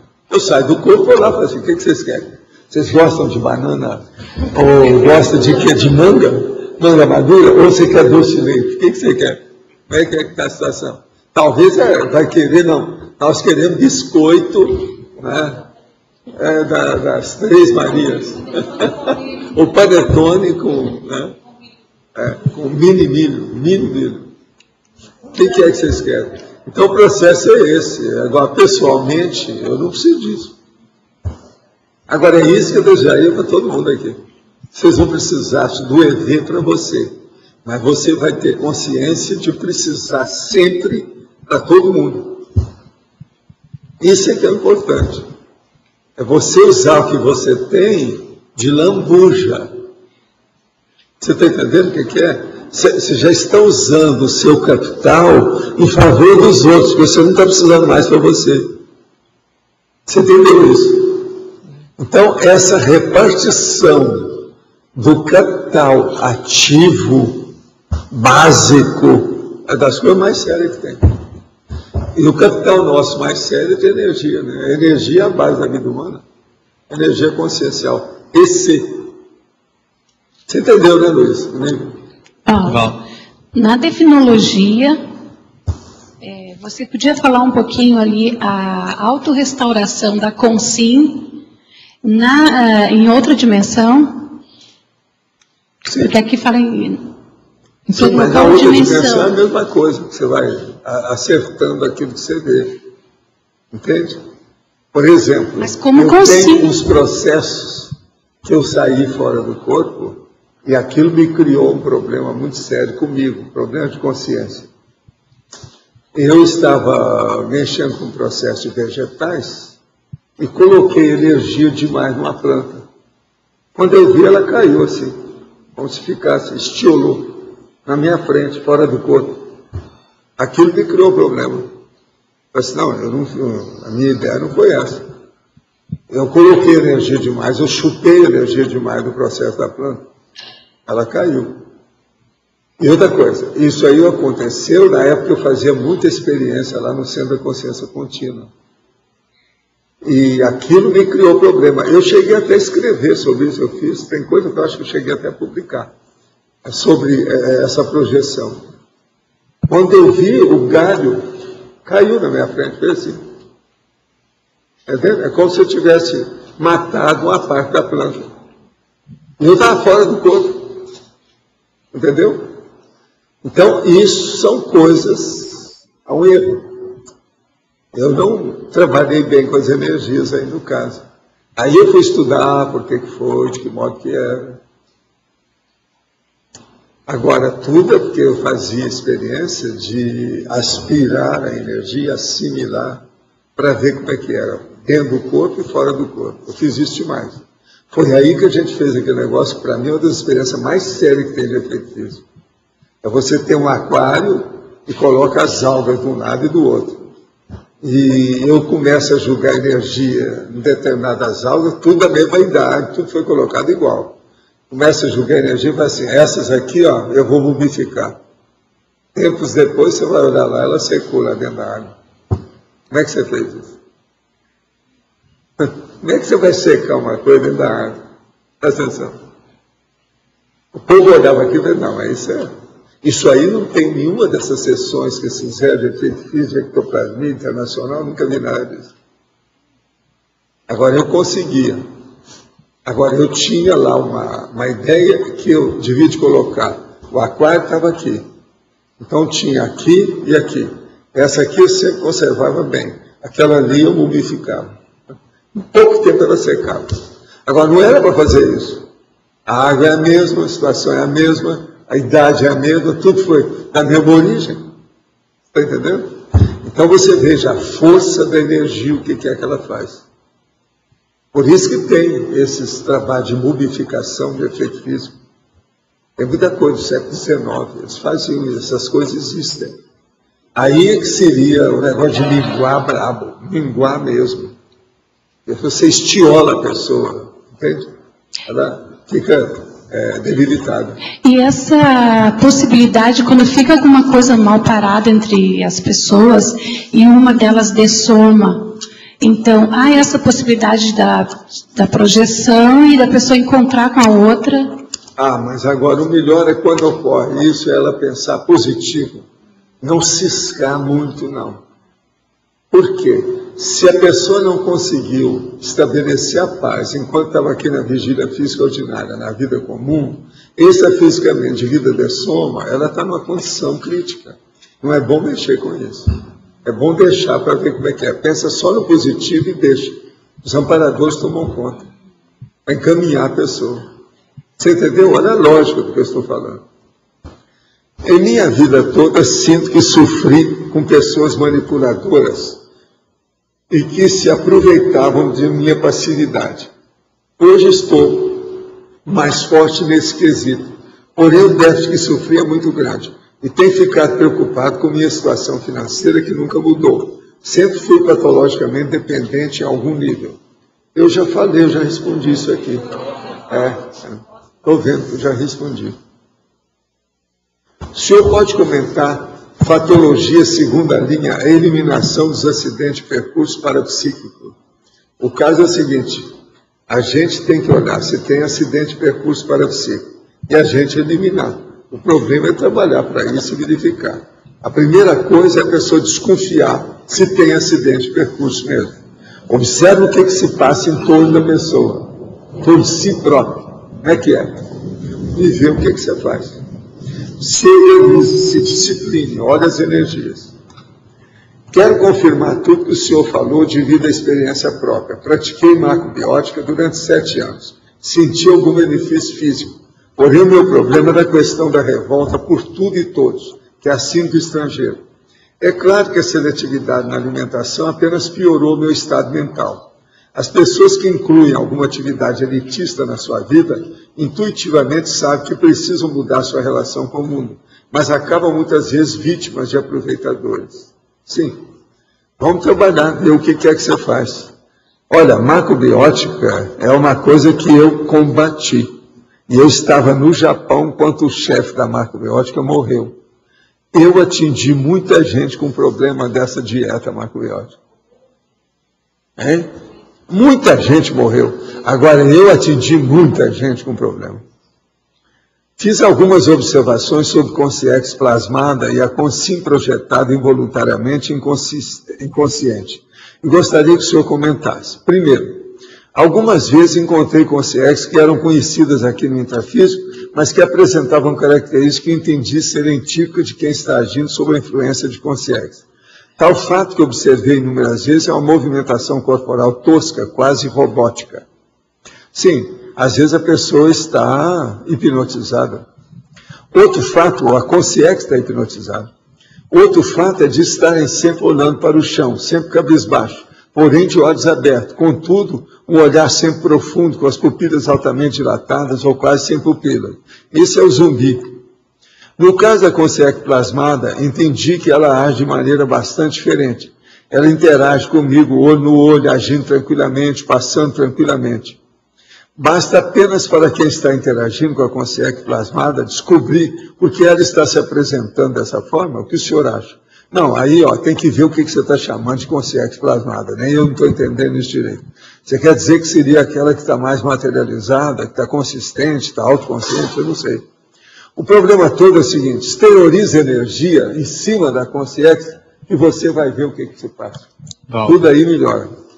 Valdo. Eu estou vendo que a Elizabeth Rodrigues está aí lá em cima, não é isso? A senhora tem até amanhã para entregar seu verbete, senão vai ter comigo. Tá certo? Observa bem essas condições, tá certo? Ela é muito boa nas coisas. Para ela, esse verbete, eu estou esperando até para ler esse verbete. Preciso dele. Vamos pensar nisso. Valdo, aqui, ó.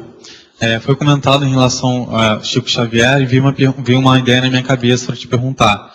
No caso, depois da dessoma do Chico, você teve algum contato com ele, alguma notícia? Fora do corpo, alguma coisa assim? Eu já falei aqui. Alguns dias depois, ele apareceu aqui com o Emmanuel. E o Emmanuel falou: senhora, dá uma de mão para ele aí, vê as suas coisas aí do povo aí, da turma de amparadores. E eu me desperto que eu vou para a Itália, vou ressomar lá. Isso foi logo que ele ressomou. Não, mas estranho que falaram que o Emmanuel ressomou. Falaram que o Emmanuel ressomou em São Paulo, está com uma criança sendo fantástica há pouco tempo. Emmanuel, tem muitos Emmanuel, aqui mesmo tem um. Onde é que é? Ali, ó, ali mesmo tem um, ele está ressomado também. Está explicado, faz então. Alguns anos que ele enganaram de nome só. Agora, o Emmanuel que eu conheço, é esse que eu conversei com ele, eu não sei os outros. Tá certo? Você sabe, Bezerra de Menezes tem mais de 6 mil pelo cálculo desse. Tem de tudo. Parece Napoleão, todo mundo é Napoleão, né? O movimento espírita tem muita coisa engraçada. Pode falar. Professor, o senhor pode aprofundar em exemplologia na página 16, por favor? Os dois tipos de restauração, principalmente a última. A culminante. É autorrestauração imediata, culminante. A técnica de autocorreção instantânea e contínua do equilíbrio existencial em todo local, dimensão ou momento evolutivo, de modo maduro, executivo, culminante, abrangente, amplo, máximo, sistemático, intrafísico e paraperceptivo, da consciência lúcida a partir da meia-idade física. O que você quer? Essa questão da meia-idade. Depois de colocar todos esses dados, você já está perguntando? Parece claro. Mas a minha dúvida é o seguinte: a necessidade da experiência. O senhor trouxe aqui durante a tertúlia o aspecto que a gente fazia essa correção de rota imediata. O dominante é isso, né? Mas a necessidade da experiência pessoal, para a pessoa poder fazer essa correção, é necessário que ela tenha uma experiência de vida já mais amadurecida, mais assentada? Madura, executiva e culminante. Abrangente. Amplo, máximo, sistemático, intrafísico e paraperceptivo. Então, tem que usar essas coisas que nós estamos falando aqui. É a autorrestauração permanente. Hein? Esse aqui é um máximo, né, que a gente precisa de pôr. Mas são 2 máximos aqui. Aí pode acrescentar aqui, então passa para 12. Hein? Na fase enfática também tem, né? Você contou aqui, tem 7? 1, 2, 3, 4, 5, 6, 7, Então são 13. Esses aí eu não contei. São 13 máximos que tem esse verbete. Então com essa mais uma. A que mais? Professor, esse ajuste imediato, existem momentos, existem aspectos que a gente não consegue ajustar imediatamente. Você precisa dar um tempo, esperar a coisa assentar para recapitular o processo. Essa hora, esse ajuste, o professor trouxe aqui as pequenas ações, né? Quando é que é o momento exato da gente realmente conseguir recapitular uma situação que está mal ajustada, que ficou mal ajustada há 10 anos, 15 anos, 20 anos, você não consegue mais encontrar a pessoa? Quando há uma abertura do caminho, a pessoa vê sinais de abertura. Percepção energética. Quando aparecem esses sinais, ela deve ir em frente e insistir com o processo, que aquilo vai ajudar mais rápido. Agora, sempre tem sinais de abertura. Sim. É a hora que alguém dessomou, ou andou melhorando, o assediador foi embora, alguma coisa mudou, entende? Quase sempre tem uma renovação de vida em torno do contexto. Uma vida, 2 vidas, 3 vidas, alguma novidade. Então isso abre um caminho de renovação. Nada é eterno. Sim. É só a vida. Às vezes algo fica... A sua vida é eterna. Sim. Ao mais a gente não vê, tudo a renovação. Então, se de haver aquele sinal, a hora que você vê, não, é um sinal de abertura do caminho. Então aí é bom insistir. E a gente tem mais confiança quando você vê essas coisas. A maioria, Fafá, das pessoas não tem autoconfiança porque elas não examinam os detalhes da vida. Se examinasse os detalhes, a pessoa teria mais autoconfiança naquilo que ela faz. Tudo que a gente procura, a gente acha. Tudo que você merece vem para sua mão. Então o processo é observar bem o que é que tem. Aí aumenta a autoconfiança, a autossuficiência. A pessoa vai ter, então, Valdo, mais facilidade de fazer isso aqui. Valdo, aqui no B. Você comentou na tertúlia passada aí que toda doença da gente é o mau uso da energia consciencial, a responsabilidade é nossa. E onde entra a paragenética e a genética nesse contexto aí? Aí depende da pessoa, do contexto, do que é, de que modo que é. Agora, lembre só uma coisa. A paragenética é mais forte do que a genética. Agora, essa fortaleza, ou essa condição mais avançada, mais intensa, pode ser tanto positiva quanto negativa, depende do que é. Qual o contexto. Então, aí é julgar dentro desses processos para examinar.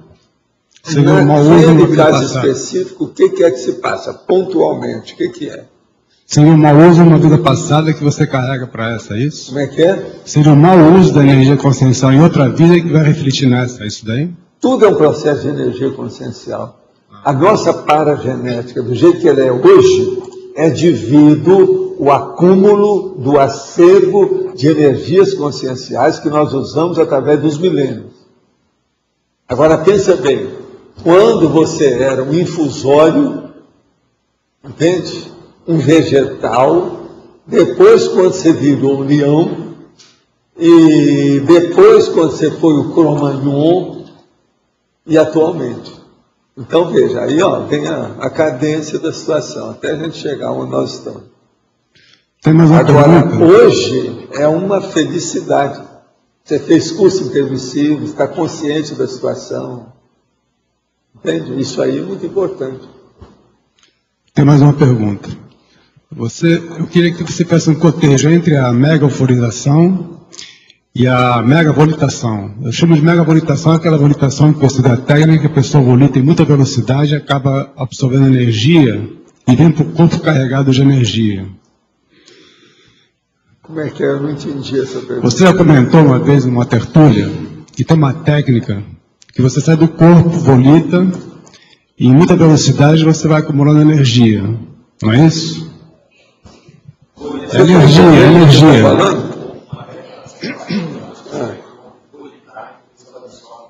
Não, isso aí, o problema é o seguinte, qualquer pessoa que sai do corpo com lucidez e ela volita, o psicossoma absorve mais energia, ela vem mais disposta do que quando ela começou a projeção. Isso é regra geral. Você está entendendo? Para todo mundo. Agora, uma boa parte do projetor, às vezes, não sabe disso. Então, é preciso deles saberem. Então, por exemplo, eu era o velhinho da bolha. Devido ao meu processo de hipertensão, eu estava passando uma parte difícil dentro das coisas minhas. Eu cheguei a pesar 68 quilos, pra você ter uma ideia. Na ocasião.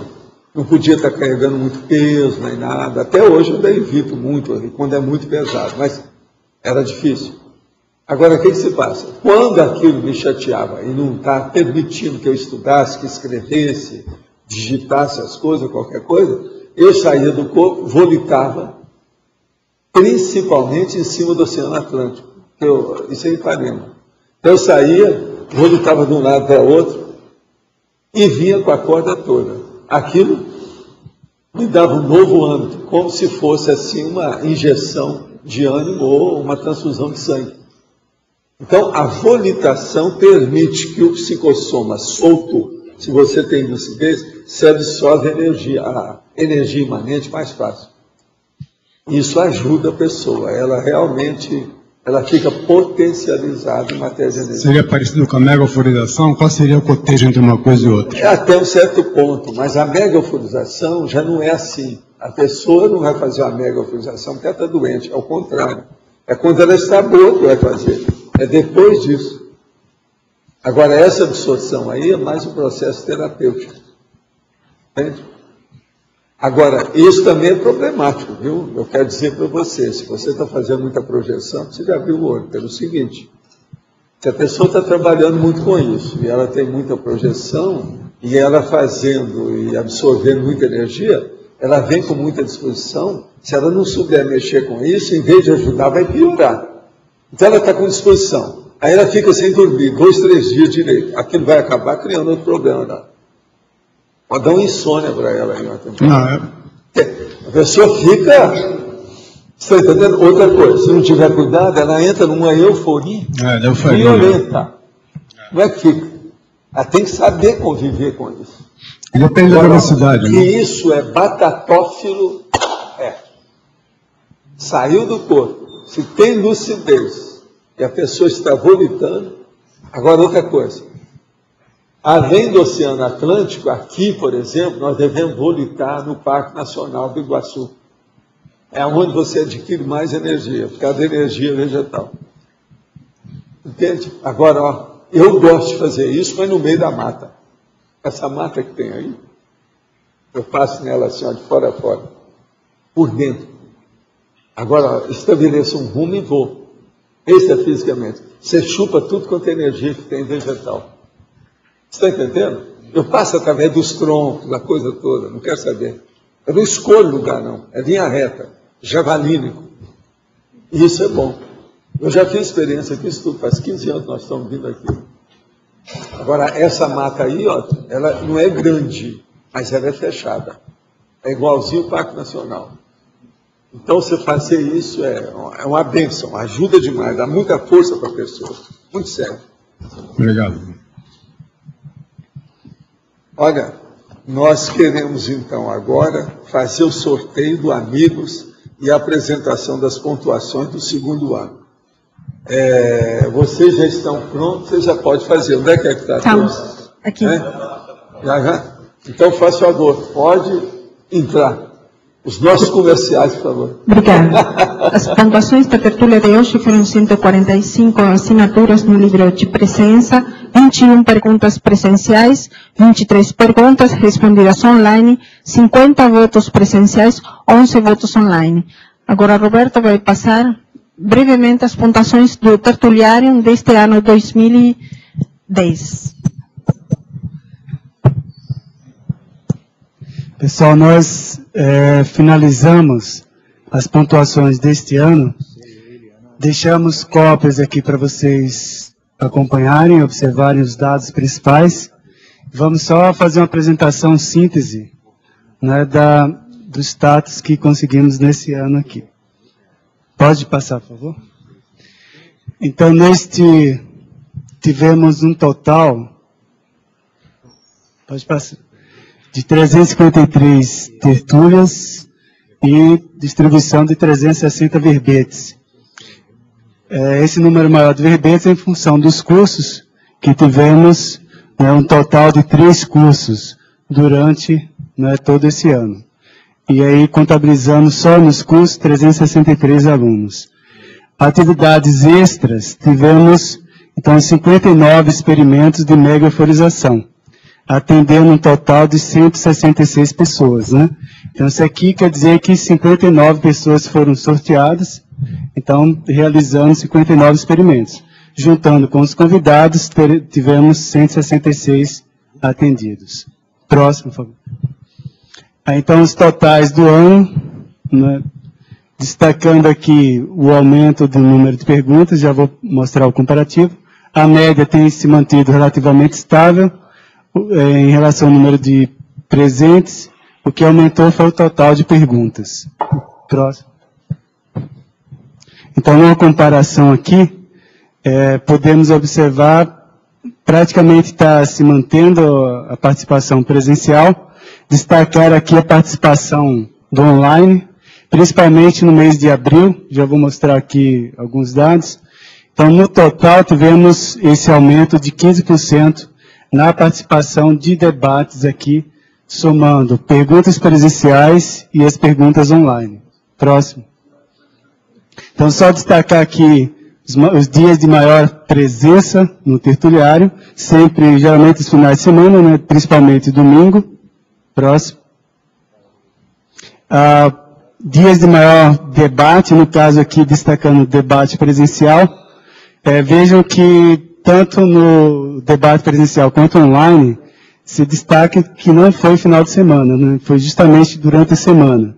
Então, de debate presencial, tivemos o verbete meio, efeito da autossereaxialidade e recurso evitável, né, destacando-se aqui, ó, quarta, sexta e, no caso aqui, domingo.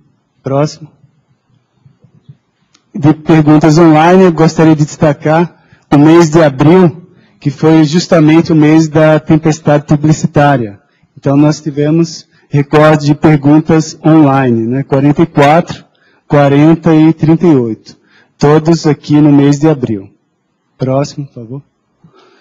E, então, somando o total de perguntas, né, tivemos aqui, né, participação presencial e online no dia 30 de abril, com 63 perguntas.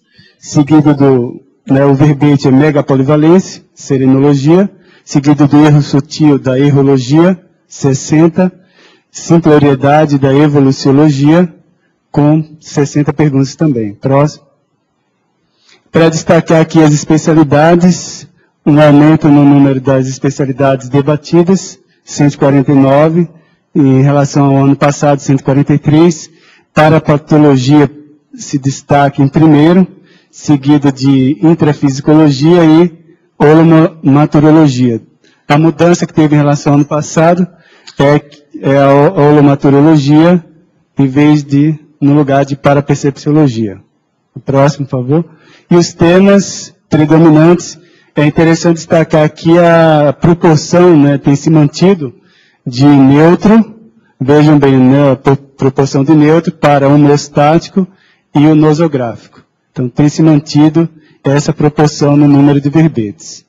Que eu acho que esse dado resume aí principalmente a participação de vocês, e aí a gente encerra agradecendo aí a presença de todos e contando com a presença de vocês aí para mais um ano de debate no tertuliário. Obrigado a todos, pode passar.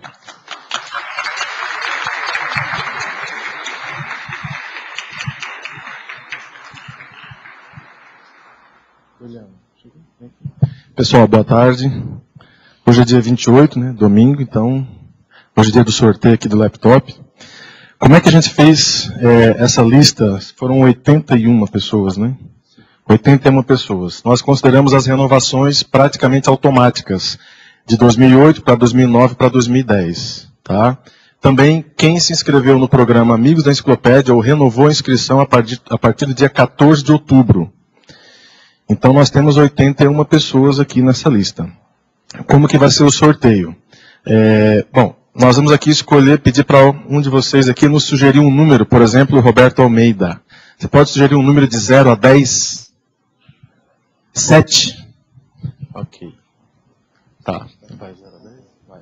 Então, Cris, um número de 0 a 10. Tá, então o número escolhido é o 75. Ok? 75. Então, 75. Nossa, outro. Ele já ganhou um. Bom, quem ganhou foi o Rui Ronaldo Scandiuzzi, que também já foi sorteado aqui da outra vez.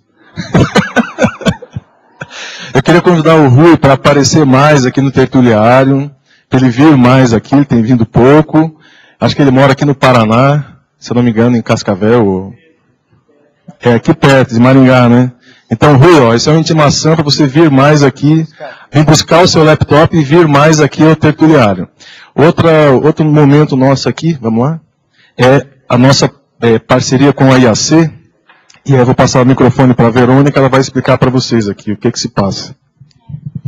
Então, gente, a gente teve recentemente em outubro a viagem retrocognitiva 2010, com 30 participantes. Visitamos França, Espanha, Portugal e terminou na comemoração dos 10 anos da IAC. Este é um evento que foi feito tanto para apoiar as construções no campus da IAC, como para apoiar a enciclopédia. E hoje a gente queria fazer a entrega para o Eduardo, que administra aí as finanças da enciclopédia, o resultado dessa viagem. Então a gente está entregando uma doação de 24 mil e uns pouquinhos reais para o Eduardo fazer bom uso nos trabalhos da enciclopédia, não, mas você que é o financeiro aí, né? Então, esperamos que isso possa contribuir, né? E a gente queria também sortear um presentinho rapidamente, acho que entre os presentes que estão aqui, né? Uma capa de computador da primeira década da IAC. Eu não sei se o Roberto quer... Você tem o livro ali, né? Enquanto o Roberto traz o livro para a gente queria falar que a gente está muito contente com os resultados dessas viagens, porque vimos várias pessoas achando dados importantes para a sua pesquisa, fazendo reciclagens sérias, e o curso de campo no final sempre ajuda a fechar esses processos. Então, queríamos também convidar para as pessoas que gostariam de participar da próxima vez, estamos sempre disponíveis para dar informação e continuar nessas parcerias, né? Só um detalhe que a Verônica tinha comentado com a gente, que ia ser algo próximo a 19 mil reais. Então é tudo ao contrário de banco, né? Porque banco é sempre para menos, né? E eles aqui é para mais. Então eles cometeram um pequeno equívoco para mais. E na realidade, assim, a gente está esperando uns reembolsos de um pouquinho de dinheiro, porque a gente teve que fazer um gasto a mais por causa da greve da França. Então é possível que entre um pouquinho mais ainda, mas isso é o que até hoje está disponível para uso. Uhum. Bom, então, em nome do programa Amigos,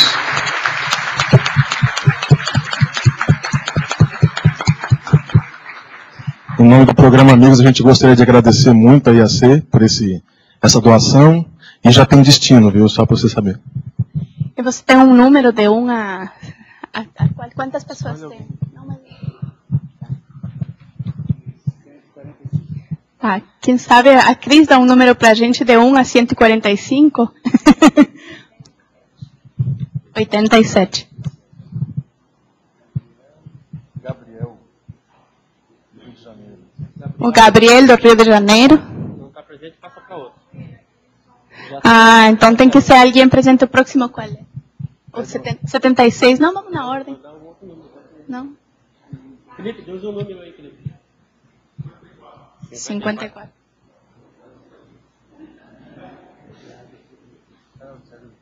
Okay. Tiago de Curitiba está por ali? Nossa, já foi embora. Você fala assim, para valorizar quem fica até o final. Eu acho que isso é para valorizar quem fica até o final.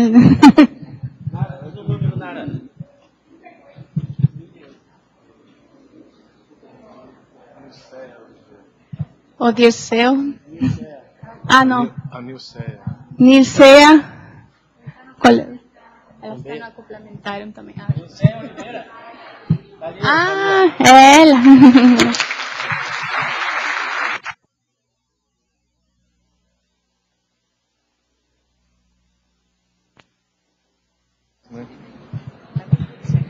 Pessoal, muito obrigado a todos e até o próximo sorteio no Natal. Agora, nós vamos sortear um Kindle, aquele leitor digital, o e-book. Tá? Então, um incentivo a mais aí para quem não renovou. Agora, em dezembro, a gente vai sortear o Kindle entre todos os amigos da enciclopédia. Obrigado. O verbete eleito para amanhã é evolução energossomática, especialidade energossomatologia. Obrigada e boa tarde a todos.